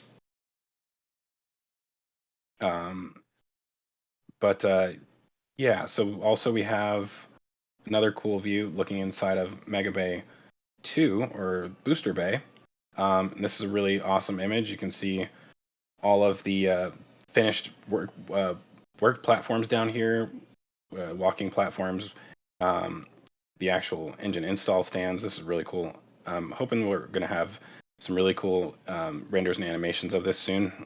I know that Chameleon Circuit's been working on some, and actually on that note, Chameleon Circuit posted a render. Matter of fact, let me just show this because this is actually pretty funny. I like the way that SpaceX does this. They tend to respond to the 3D artist community more often than we would expect them to. So let me see if I can bring this up. I did have almost everything I wanted to show you already before the show, but I forgot about this. So here we go. This is a render that was posted by Chameleon Circuit on January 23rd. And this is a picture posted by SpaceX yesterday. So Pretty shout out, accurate. Pretty shout out awesome. to Chameleon Circuit, because I don't think we would have gotten this picture if they hadn't have posted the render. Switching back and forth. I mean, yeah, that's basically what they did. So this is really, really awesome. Let's open it up actually into a better view. It's pretty much the exact same angle as well. Exactly. Yeah, they do this a lot with Ryan Hansen Space. When he posts things, they'll end up taking like a drone shot from the same angle that he had. So we have right here booster 10. You can see the hot stage ring on top. Okay, I think this is booster 11 and then 12 in the middle. Yep. Total guess. And then we have booster 13's LOX tank and booster 13's methane tank. And as of this morning, booster 13 is now fully stacked. So there are 4 fully stacked boosters inside of the Mega Bay now. So this is already outdated. Yeah, that didn't take long. No, it sure didn't. They also have, I can't tell what this is in front of here. Oh, is it a I know there's man lifts that have that branding on them, but yeah, that looks a bit too thick to be one of the man lift booms. Could Yeah. it just So be I'm a not render? quite sure what it is. It's definitely I'm not not a render. sure. But one of the cool things from this angle, man, you really get to like see the depth of this building a little bit better. I'm gonna open this one up here as well too. I mean, yeah, I don't know about any of you lot, but I spent quite a while just sitting there taking in every little detail of these photos. I just couldn't Yeah. help myself. Really cool is being able to see the pedestal cranes that they have on this back here, on this like big elevator that they got going on there. And there's another one in the back corner which you can you can see sticking out up here. Lots of scaffolding in here, but other than that, it's really, really clean in this bay. As far And as the like, door. You can see the door oh there. yeah, the door up here, the door that nobody likes. Yeah. I don't know, mind. Austin Bernard loves that door from what I've seen.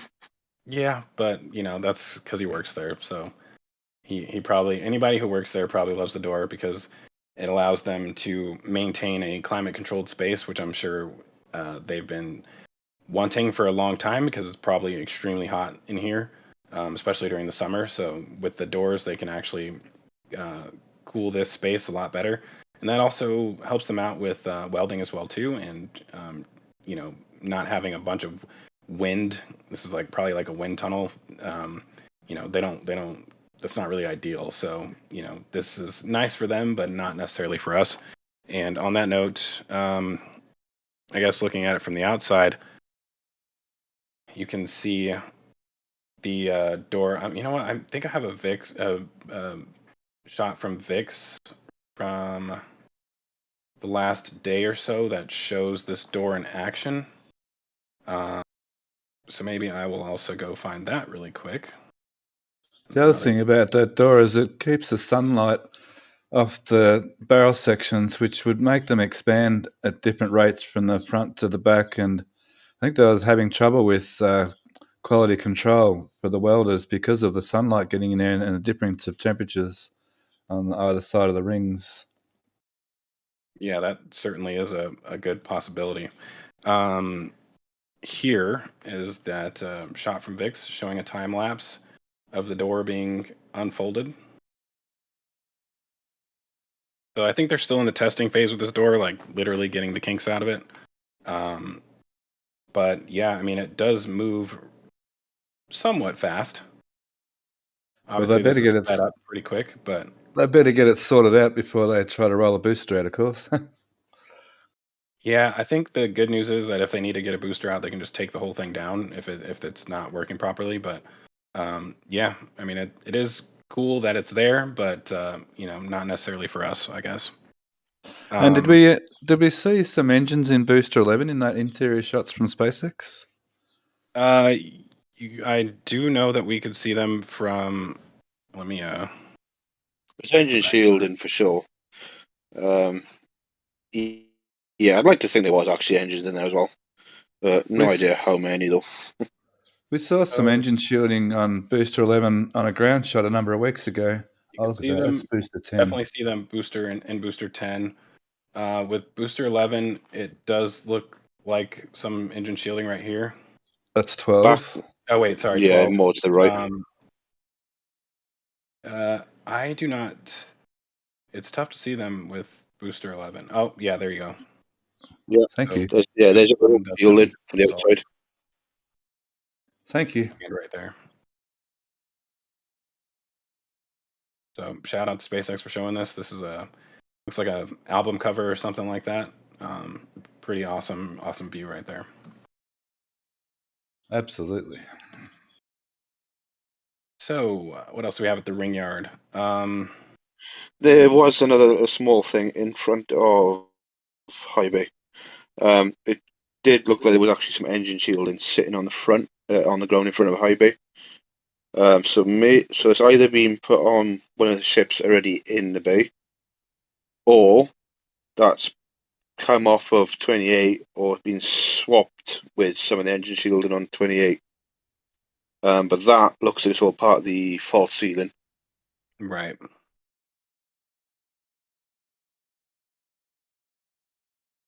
Cool. Ring yard. What ring yard? Yeah, it's pretty Just much the gone. yard.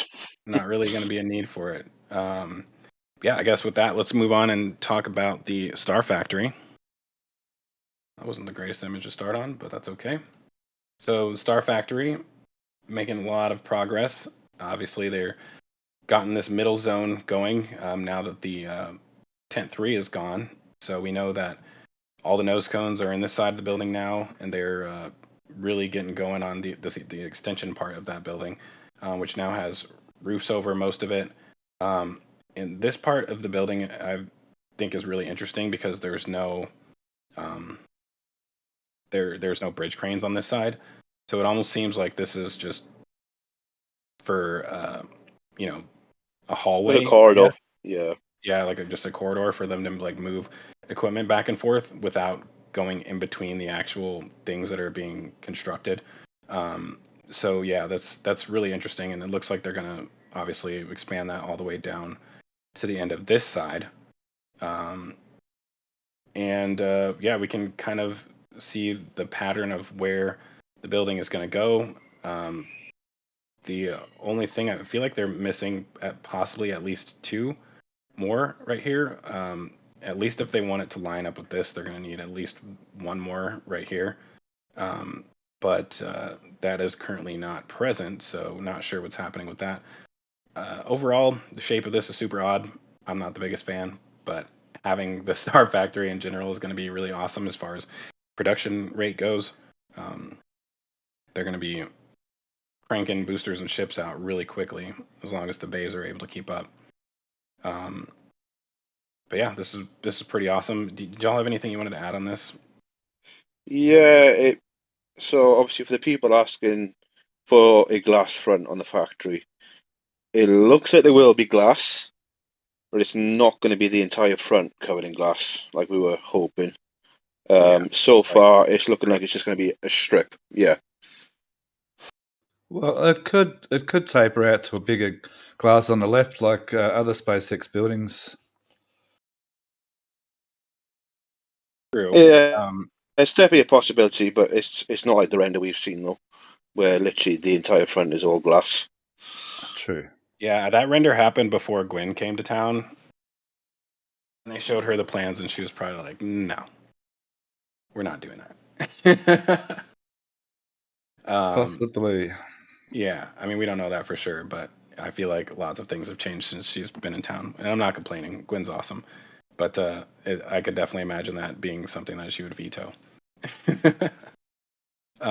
So yeah, this like I said, this building's coming along pretty quickly. It's really nice to see that tent in the middle gone. Man, I hope one day they like do something with the roof and just get it all one color, because man, this looks bad.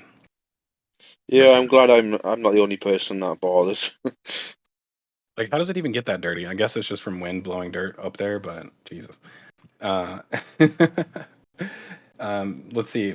Some folks did want to, or were mentioning some stuff about on this side. They got a lot of the drainage plumbing being installed here. They're digging a large drainage culvert right here, so all of the gutters coming off the roof combine into one drain, and because they're gonna need a lot of drainage once this thing is completed, because this whole entire building is going to drain down to this side, so it's going to be quite a lot of water. It's like basically a gutter for the entire production site on top of this building. So that's if you get a pretty large rainstorm, I would not be surprised to see water coming over the edge of this, although the amount of drains that they have here should prevent that from happening, hopefully. Yeah, there'll be thousands of gallons of water and a decent rainfall coming off that roof. Yeah, a hurricane would be disastrous, but like I said, I'm sure they've planned for all of that. So, okay, so I guess we can keep on moving. We are way beyond time of where I wanted to be at by now, but that's okay. So let's go ahead and move over to the village. Of course, now that I just think about it, I'm sure there's some questions about the production site. Astro Joe? Yes, indeed. I want to thank Detroit Mission Control for a $1.99 super chat with a question. Do you think they will build a third mega bay? I hope so. I think they will eventually. Yeah, I mean, it'll have to take the place of this. And on that note, deconstructing this building is getting, like, the act of possibly doing that is going to be harder and harder because of how close the Star Factory comes to it. So they won't be able to just drop it like they did with the mid bay. So it will be a lot more difficult to actually deconstruct this building if they decide to. And in order to construct another mega bay, it will require more than likely this the Stargate building to go away, I imagine. But there is a possibility that it could end up somewhere else. And on that note, there is something I forgot, which was the fact that they have some groundwork going on in front of the Star Factory. Let's see. That's a good image of it. Yeah, this is one good image of it, but you can see this groundwork that they have going on down here. It looks like they're setting up some sort of drainage down here. And on that note, I do think it's possible, although not as likely, that the parking garage can actually go here. In my opinion, this actually makes it's a better location for it, because they could leave the other parking lot open while they build the parking garage here. It would be a really weird shaped one, but the thing about it is that the paperwork says that it's going to be on Remedios, so that makes it less likely that it's actually going to be in this location. But yeah, I think it would be kind of cool to actually see a parking garage down here. And there's a delay on that court hearing for that little block of land, I think, till June now. Yes, Jim. Still going. It's frustrating, but it's one of those things, I guess. Yeah. At this point, I don't even know if they would end up expanding the factory onto that area, but it's one of those things we'll just have to wait and see. And sorry, Astro Joe, did you have more questions that we needed to address? I also wanted to thank Rocket Profit for gifting 10 memberships, as well as John Depker for gifting 5. That is awesome, guys. Thanks for the support. And Luke Penka asks, what is the approximate height of the nose cone hall in the new Star Factory? Good question. I don't know. I have not attempted to find out a height on it yet. Y'all have any All ideas? right. Matthew Ferguson asks, do you think solar is still on the cards for Star Factory once completed? I'd say so. I'd be surprised if it wasn't.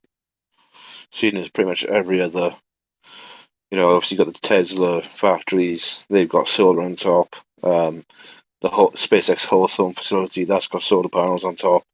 So yeah, I'd be surprised if there wasn't with Star Factory. All right. As we are a little short on time, I'm going to keep the questions limited to that. Cool. Yeah, so I guess we'll touch on the village really quick and then move over to the launch site. So lots of new housing in the village. It's just really earning its name now. It's far larger than it was before. I mean, a lot of the houses down here are in various stages of completion. There are some that look to be finished. But more recently back here, they've added a bunch of new, I guess, I wonder if you consider these tiny homes or mobile homes. I guess they're tiny homes. Maybe medium homes because they're really not that small. But these are probably, if I had to guess, more for like contractors, similar to the ones that are down in this area. Contractor housing, basically people that are only staying for a week or a few days at a time. It actually reminds me of some of the areas that I stay in when I'm at work, usually living inside of things like these. So very, very similar to that. And I imagine they may end up adding more in here as well too, because they've got this space kind of cleared up. The solar panels have been shipped away. I think, Stephanie, you were saying that they were loading them onto a trailer or something? Yeah, last week's flyover, we saw a truck there getting loaded with solar panels. Yep. Yep, they're off Well, somewhere they're else for definitely storage at gone now, least. yeah. Yeah, yep. There's that new building there, and just to the right, there's that new medical centre. There's that building. Just further to the right, there's the new medical building with a couple of patient. Just further down to the right, further down. Yeah, but with the down. rough-looking roof on it. This? Just next to the Tesla building. That's Yeah, it. and there's a couple of ambulances nearby right there to the right a little bit. Yep. That's about all That's for nice. there. Yeah. I guess if they got that, then they might as well have a fire station as well too. So Yeah. Well, now it's yeah, officially space Starbase as far as a town name goes, which I guess the locals wouldn't be overly happy with. all 5 of them. Yeah. But yeah, so there are additional parking down here, which is nice as well too. But other than that, I don't know if there's anything else for us to really touch on down here. I guess they're expanding that the land to the right hand side. They've been doing a bit more groundwork there. Nothing major though. And yeah, it's obviously worth mentioning that SpaceX are planning to get that 43 acres, and some of that land is actually to the right of the crane yard where they're doing this. Well, it looks like a road of some kind, I guess. But yeah, that is where some of these properties are planned to be acquired. Right. Okay. Yeah, Well, that should wrap up the build site. Yeah. yeah, let's go ahead and move over to the launch site. Awesome. So I think earlier last week, I definitely jumped the gun when thought they were already started their deconstruction of the suborbital pad, but they ended up just moving one of the tanks that was over here. I think there was a vertical tank that was right here, which they ended up moving here, I think. Yep. Yeah, and then the one that was here, they ended up taking to the Massie site, which is weird because I don't get why they didn't just take this one over there. But yeah, so for the suborbital site lives for now. And as we mentioned earlier, we are expecting them to do another static fire on ship 28. And we'll more than likely probably also see a static fire on 29 here. And then I would have to imagine that 29 is the last static fire that we'll see here. And on that note, I would expect Ship 29 static fire to happen like within days of flight 3, because whatever they're going to do for groundwork for the foundation of the next launch tower will more than likely be in this area, which means all of this will just be in the way. So I don't think that they could continue to use this unless they'll just start in this area and then work their way up. I mean, I would imagine that they would need to perform 29 static fire as quickly as possible after this next launch. Agreed. I agree that area will be used for the tower too, rather than opening up more of the wetlands, because that's going to take months and months and months to get the paperwork. To get the paperwork through, and then they've got to get more paperwork through. It's quite a lengthy process to reclaim some of the wetlands. So yeah, it's more than likely going right there somewhere. Yeah. So there's not really much else to talk about on the suborbital side. We can move over to the orbital tank farm. I'm sure lots of this was covered last week, so I'll maybe try not to repeat everything. But yeah, we're still waiting on the last of the cryo tanks, and that one, I think, Jake, you said is currently being shipped. It's only a few days away now until it's actually due to arrive in the Port of Brownsville. So yeah, it shouldn't be long until we see that last space occupied. Right. Yeah, and they're... Go ahead. I was going to say, we see conduit in that trench at the front there. We saw a trench cut in there. There's conduit. Yeah, so they got a bunch of conduit running down here, and it runs over to this area. I'm assuming they'll also end up cutting up most of the area in front of the fill station for the locks and liquid nitrogen. There's some vaults just there at the end of the trench. Perhaps they're just going to those vaults too, just right at the end of the trench, just there. I'm pretty sure there's some vaults in that area right there. Yeah, there's some right here. Yeah, maybe they're just going to them.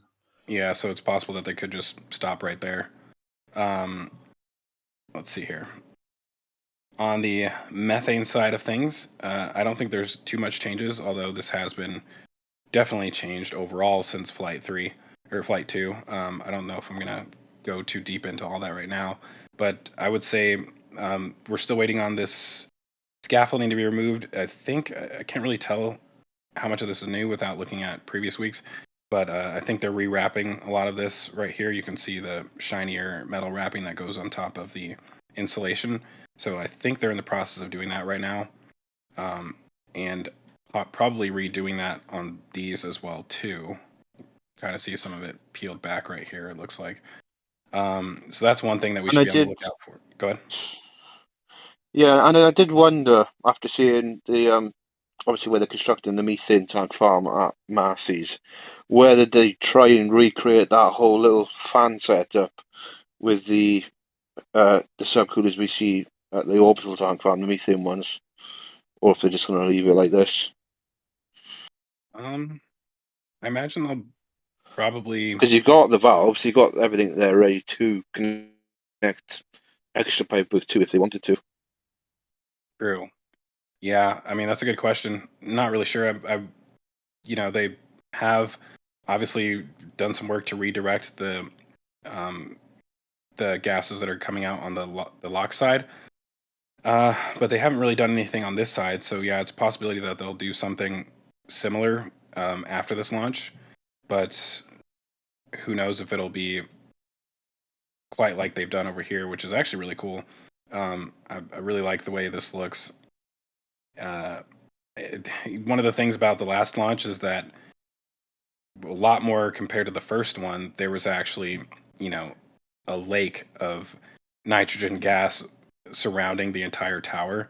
And it spread out pretty far into the wetlands. And initially I was expecting them to try and divert this into a different direction, but with the way that this is flowing out of here, I think we'll end up with that same effect. It won't go quite into the air the same way that it did before, because before they would go straight out, and this is kind of directed down towards the ground. So it's going to be interesting to actually see this in action for the first time. Yeah, but really cool the way they've combined all of this. Kind of looks like a circuit board as well when you with all the new pipework they've added on there. It Yeah. does. In general, it looks a Uh, lot cleaner, I would say. In that photo near the bunker, they've got some new conduit work there at the front of the bunker, and it's headed up to the bunker as well. And it's tapping into something already existing by the look of it as well. And quite a lot of risers coming up as well. There's, I think, 3 sets of risers coming up already in that little square or rectangle.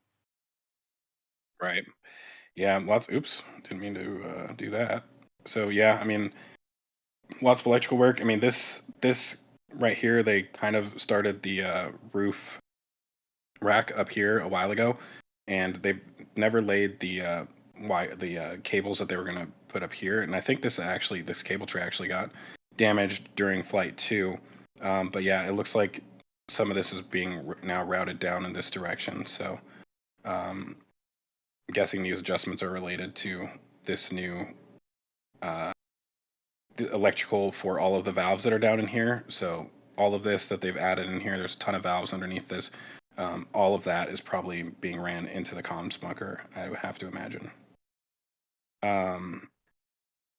What else? What else on the? Oh yeah, obviously we have this huge wall, which I'm gonna find a better view of. And yeah, that new wall, it seems like they have actually placed all the sections of it now. And since this flyover, they've actually poured the foundation, tying the foot of the wall into the ground as well. That's now a sloped edge there.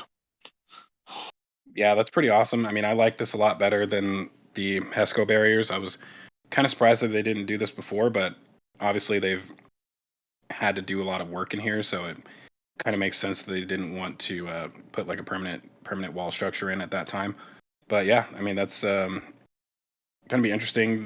This is going to get hit with a decent wave of exhaust flow from the booster, so I'm sure it'll hold up. But yeah, it's interesting, and it should give a little bit more protection for the stuff behind the wall because it's definitely taller than those barriers were. But yeah, and it's worth mentioning, even this is actually temporary as well, this wall. Provided plans are still the same for the Lone Strikers, obviously eventually they do plan to extend the berm, which will obviously be, the best form of protection. True. Yeah, I'm wondering how they're going to get this crane out of here. I guess it maybe is from this angle, it probably can drive underneath this, but Yeah, there's plenty of height. It's higher than it looks underneath those pipes. There's quite a lot of vertical room there because you see how tall those concrete panels are. You can put a semi-truck sort of height under there quite easily. I mean, you wouldn't right. fit it around the corner, but there's plenty of height. So on the backside over here, they seem to have finished up most of the framework for the new supports that they're adding onto these 2 tanks over here. They've they're actually painting started them. painting these as well too. So kind of nearing completion on that. They haven't started to do anything in these areas right here, but I imagine that it's not even worth it until they get all the rest of these tanks out. So yeah, I think we'll start finally seeing some work in this area after the next launch.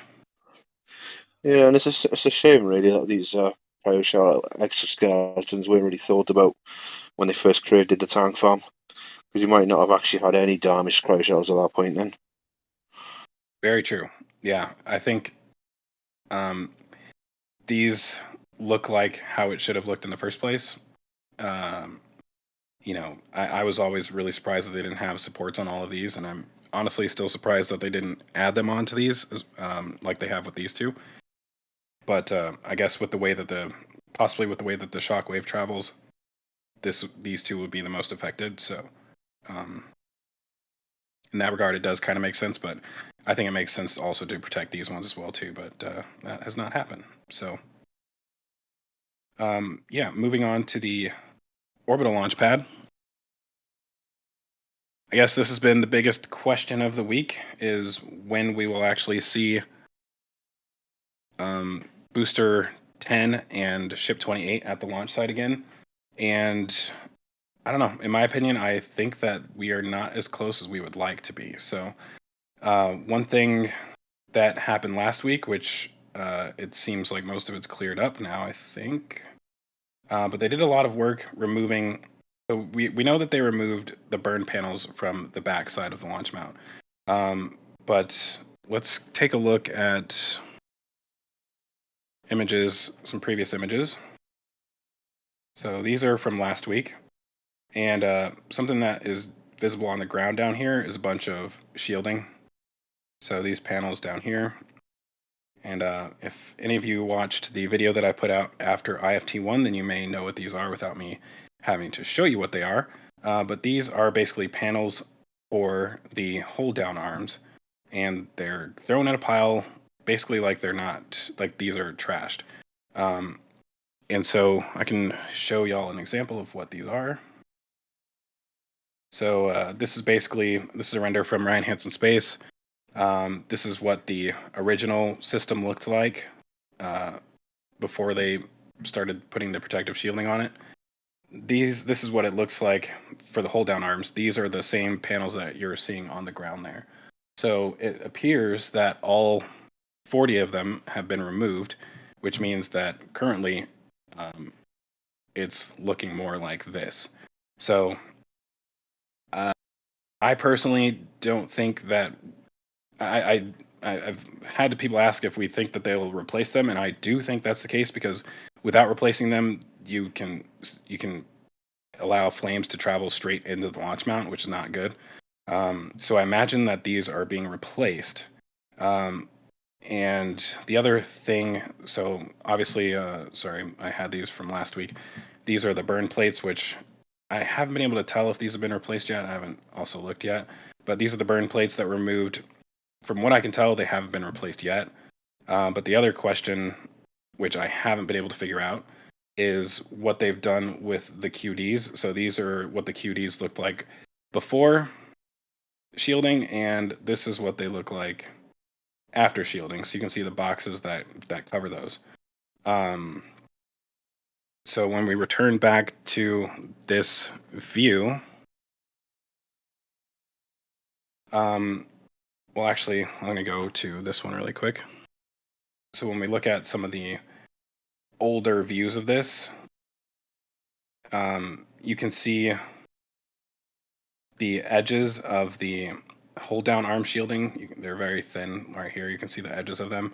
And then you can also see the boxes around the actual QDs. And when we look at this week's image, you cannot see the walls on the side of the hold down arms. So that means that they're still gone. It's tough to say. I think right here, this would be the shielding for the QDs. So it looks like those are still present, which is good. But I definitely think that we should not expect a launch until they replace these shields. And also, I like I said, I'm not sure if they've actually replaced the burn panels yet, because when we look at that image from last week, they did not seem to be present.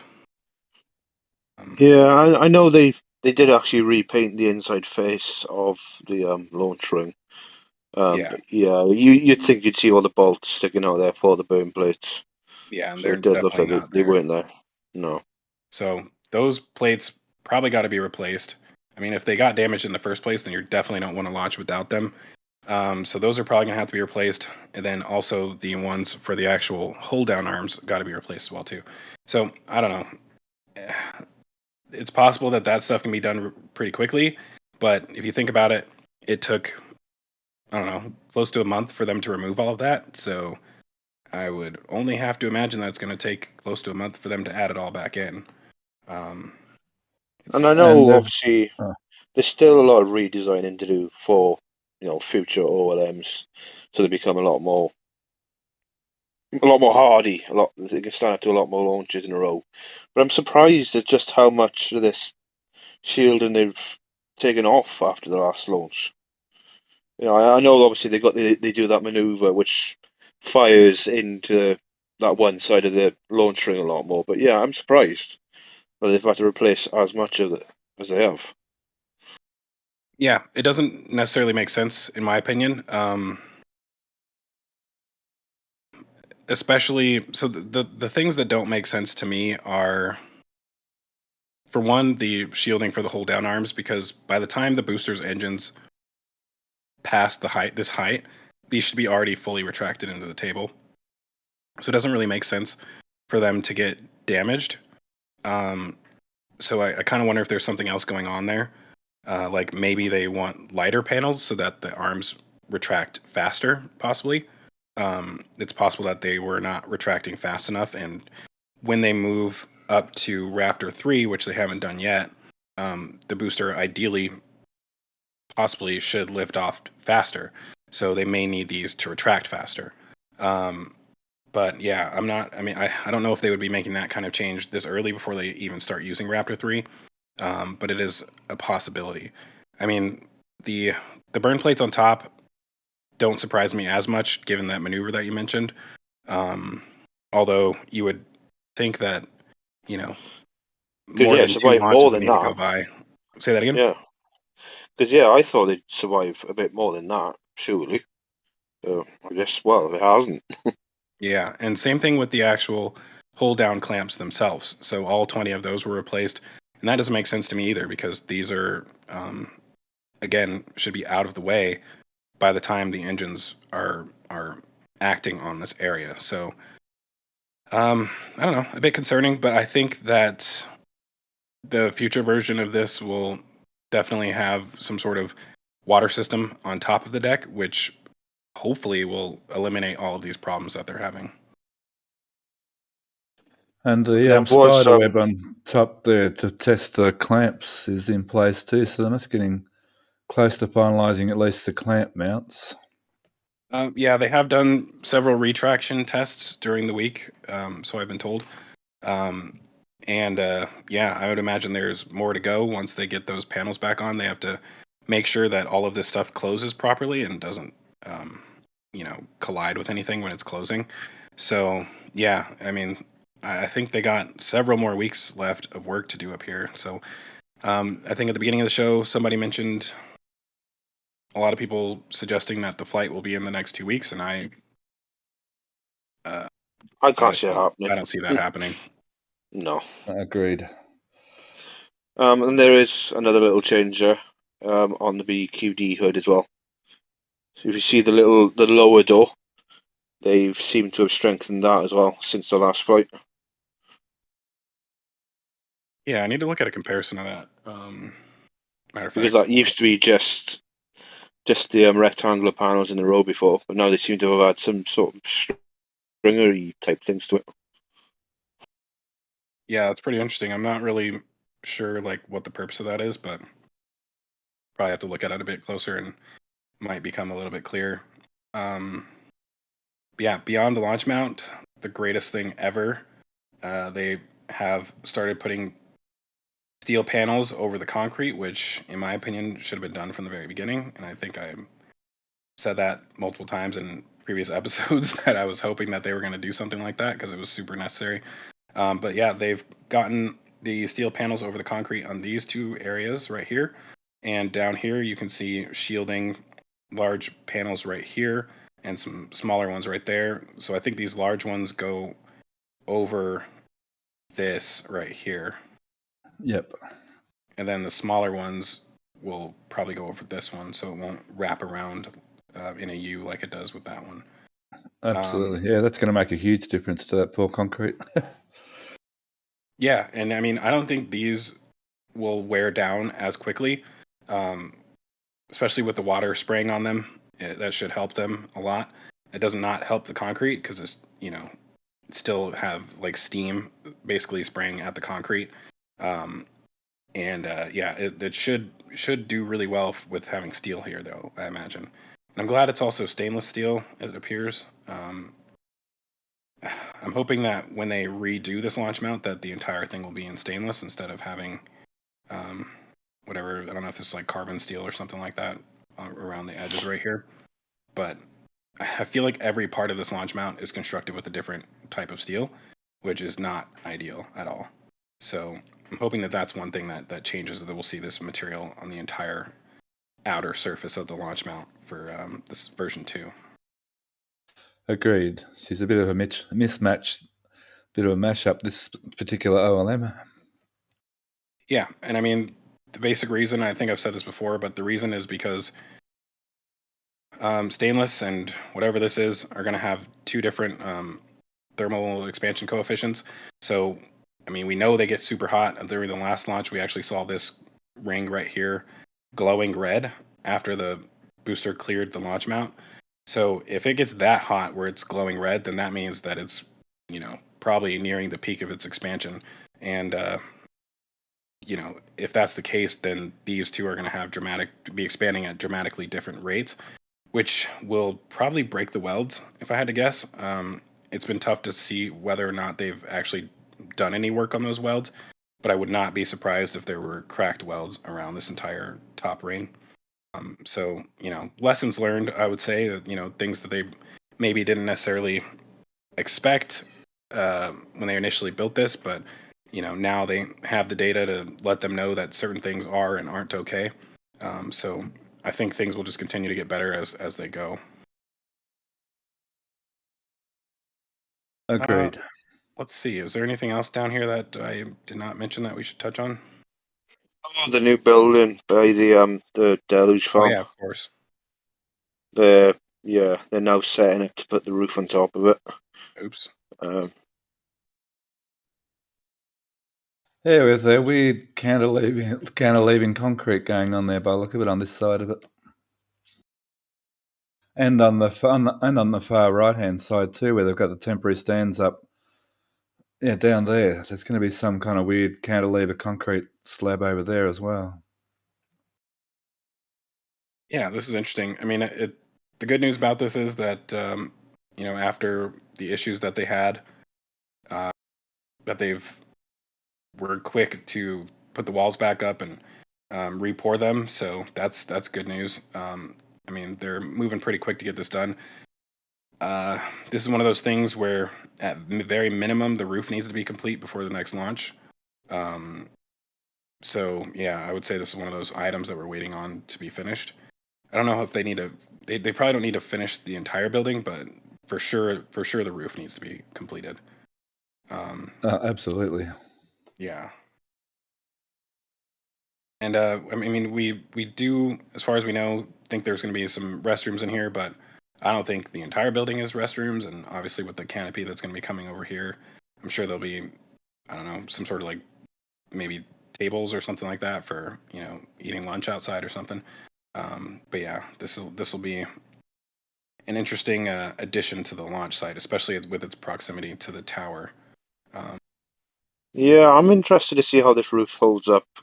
If anything gets sort of underneath it and starts pushing up, especially on that outside edge there, because there's a bit of a lip where I feel like because Todd yesterday mentioned or the other night he was saying that something could get underneath the edge of that roof and push up. I know it's going to be fairly strong. It's pretty well tied into the walls. But there are no shock waves. I mean, we've seen what they can do. Yeah, true. Pretty damn strong. True. So yeah, I'm interested to see how this building holds up after the next launch. I'm going to say it'll be fine.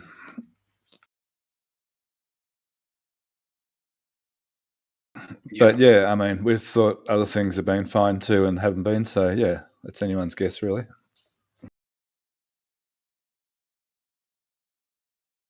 So yeah, did we have any questions that we should answer? I did see somebody asking in the chat about what cracked welds. We definitely saw cracked welds on the flame diverters down at the bottom of the legs, and have not verified any up top, but I'm making an assumption that this happened because it doesn't make sense for it not to happen. So, I mean, that's just how material science works. If you have different coefficients of expansion, then something's going to crack. But yeah, we did see that happen on the shielding on the legs. Shortly after the launch, they had they were down there rewelding them. So yeah, if it happened down there, it more than likely also happened up here. And that's an assumption, but it's also not an assumption at the same time. If that makes any sense. They call them Yeah, makes sense. educated guesses, don't they? An educated guess. It's a No. good guess, I think. No, more than an educated guess. More than that, but yeah. Cool. So do we have any questions on this? Astro Joe? Yeah, sorry about that. I was having a conversation with Jen. I didn't catch my cue. I want to thank John Depker, $10 super chat, launch site train, all aboard, y'all. Thanks, all of you at RGV. Rocket Profit, $10 train rolling out, choo choo. Jim Cabot, $5 super chat. Sorry, missed the show today, and gifted a membership as well. Wes R, $10. Thanks for all you do. JK Video, $20 super chat. Love you guys. Tibinin did have a question with the second tower. Will Starhopper have to move or dismantle, or in a perfect world, will they add a giant berm? I personally have been expecting Starhopper to move ever since it started to become clear that the next launch tower won't be up in this area. I mean, it's embedded in concrete, and as we know, concrete doesn't always last forever in Starbase, so yeah, it can easily move. I think it's a miracle that it's survived there as long as it has. Well, it certainly got battered, at least. It's seen things, let's just say that. Yeah, absolutely. I want to thank Luke Pinka for a 1999 super chat. Great show. Thank you. And a question from Randall Williams. What is the expected lifespan for ships and boosters? Number of flights versus time sitting in saltwater environment? No idea. That's a good Well, question. at least, Yeah, that's a pretty hard one to predict, I gotta admit. It's at least they're stainless steel that will resist a lot of Yeah. corrosion from the sea air. I mean, yeah, they should hold up better than the Falcon rockets, in theory. But yeah, it's pretty hard to put an actual number on that right now. Absolutely. I want to thank Kenneth Smith for a $20 super chat. Thank you very much for all of your support. A couple of questions regarding the shockwaves and such. Let's see. John Depker asks, did the computer models not render shockwave damage quite accurately for the vertical tanks and the angle height of the berm that should be? Also related, John C. asks, what would that restroom roof have to be angled for second tower blast? That's a good question. I mean, maybe it already is. I'm not really sure. It really depends on the orientation of the second tower and where that's and how the launch mount is going to be oriented with the tower. It's tough to say though. I'd imagine they've considered that already though.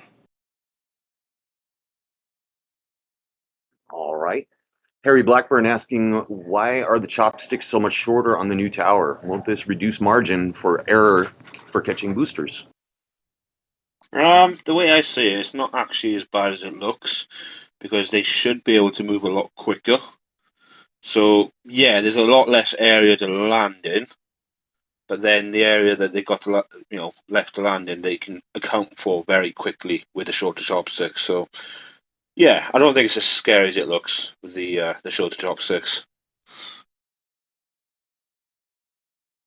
All right. And with time constraints, I'm going to make this one last question. Ball's asking, do you know why there was a tile removal on the forward flaps on ship 28? Broken tiles, I guess, or ones that just weren't quite sitting properly. I mean, yeah, it could be anything really. All right. There's Well, been a few. Go ahead. There's been a few damaged tiles on ship 28. There's a couple there next to the lift point that got damaged from the last time I got the new version 2 lifting jig put on it. They must have missed a little bit, and it smashed a nice little circle right next to the lift points on ship 28. So yeah, just general tile repairs, I guess. The tongs. Yeah. Well, due to time constraints, I'm going to make that the last question, but please, everybody, do hit that like button before you get on out of here. Yeah, thank you everybody for joining us today. Appreciate all of you. And I think as Astro Joe said, make sure you all hit that like button if you haven't already. I think there's about 1,300 of y'all in here. So thanks for joining us today on a Saturday, and glad we were able to do the show and get a flyover in. It's always kind of questionable whether or not we're going to be able to do that given the weather this time of year, but we were able to pull it off. So hopefully we'll have another show next week. Absolutely. Well done for getting the shots there, RGV. Yeah, it's been a pretty fun stream. I mean, it was obviously an unexpected stream for me because I wasn't expecting to be on today, but yeah, I've still enjoyed. And yeah, I look forward to joining the next time. Okay, I'll sign up as well. I'm here. And thank you everyone for joining us today, and Jake and Zach, and we'll thank Emlyn as well for pushing the buttons and turning the dials in the background, and see you next time. Bye. And just a final last minute thanks from James L. $10 super chat. Thank you for all the work you've done on the show. Great going. All right, y'all. Appreciate everybody's support. Great chat. Thanks for presenting and getting all the show going there, Zach. And thanks, Emlyn. Thanks, RGB, for the photos. Thanks, Jake, for stepping in. And Stephanie, your commentary as well. Most engines cut off. Hot staging confirmed. Love you. Bye.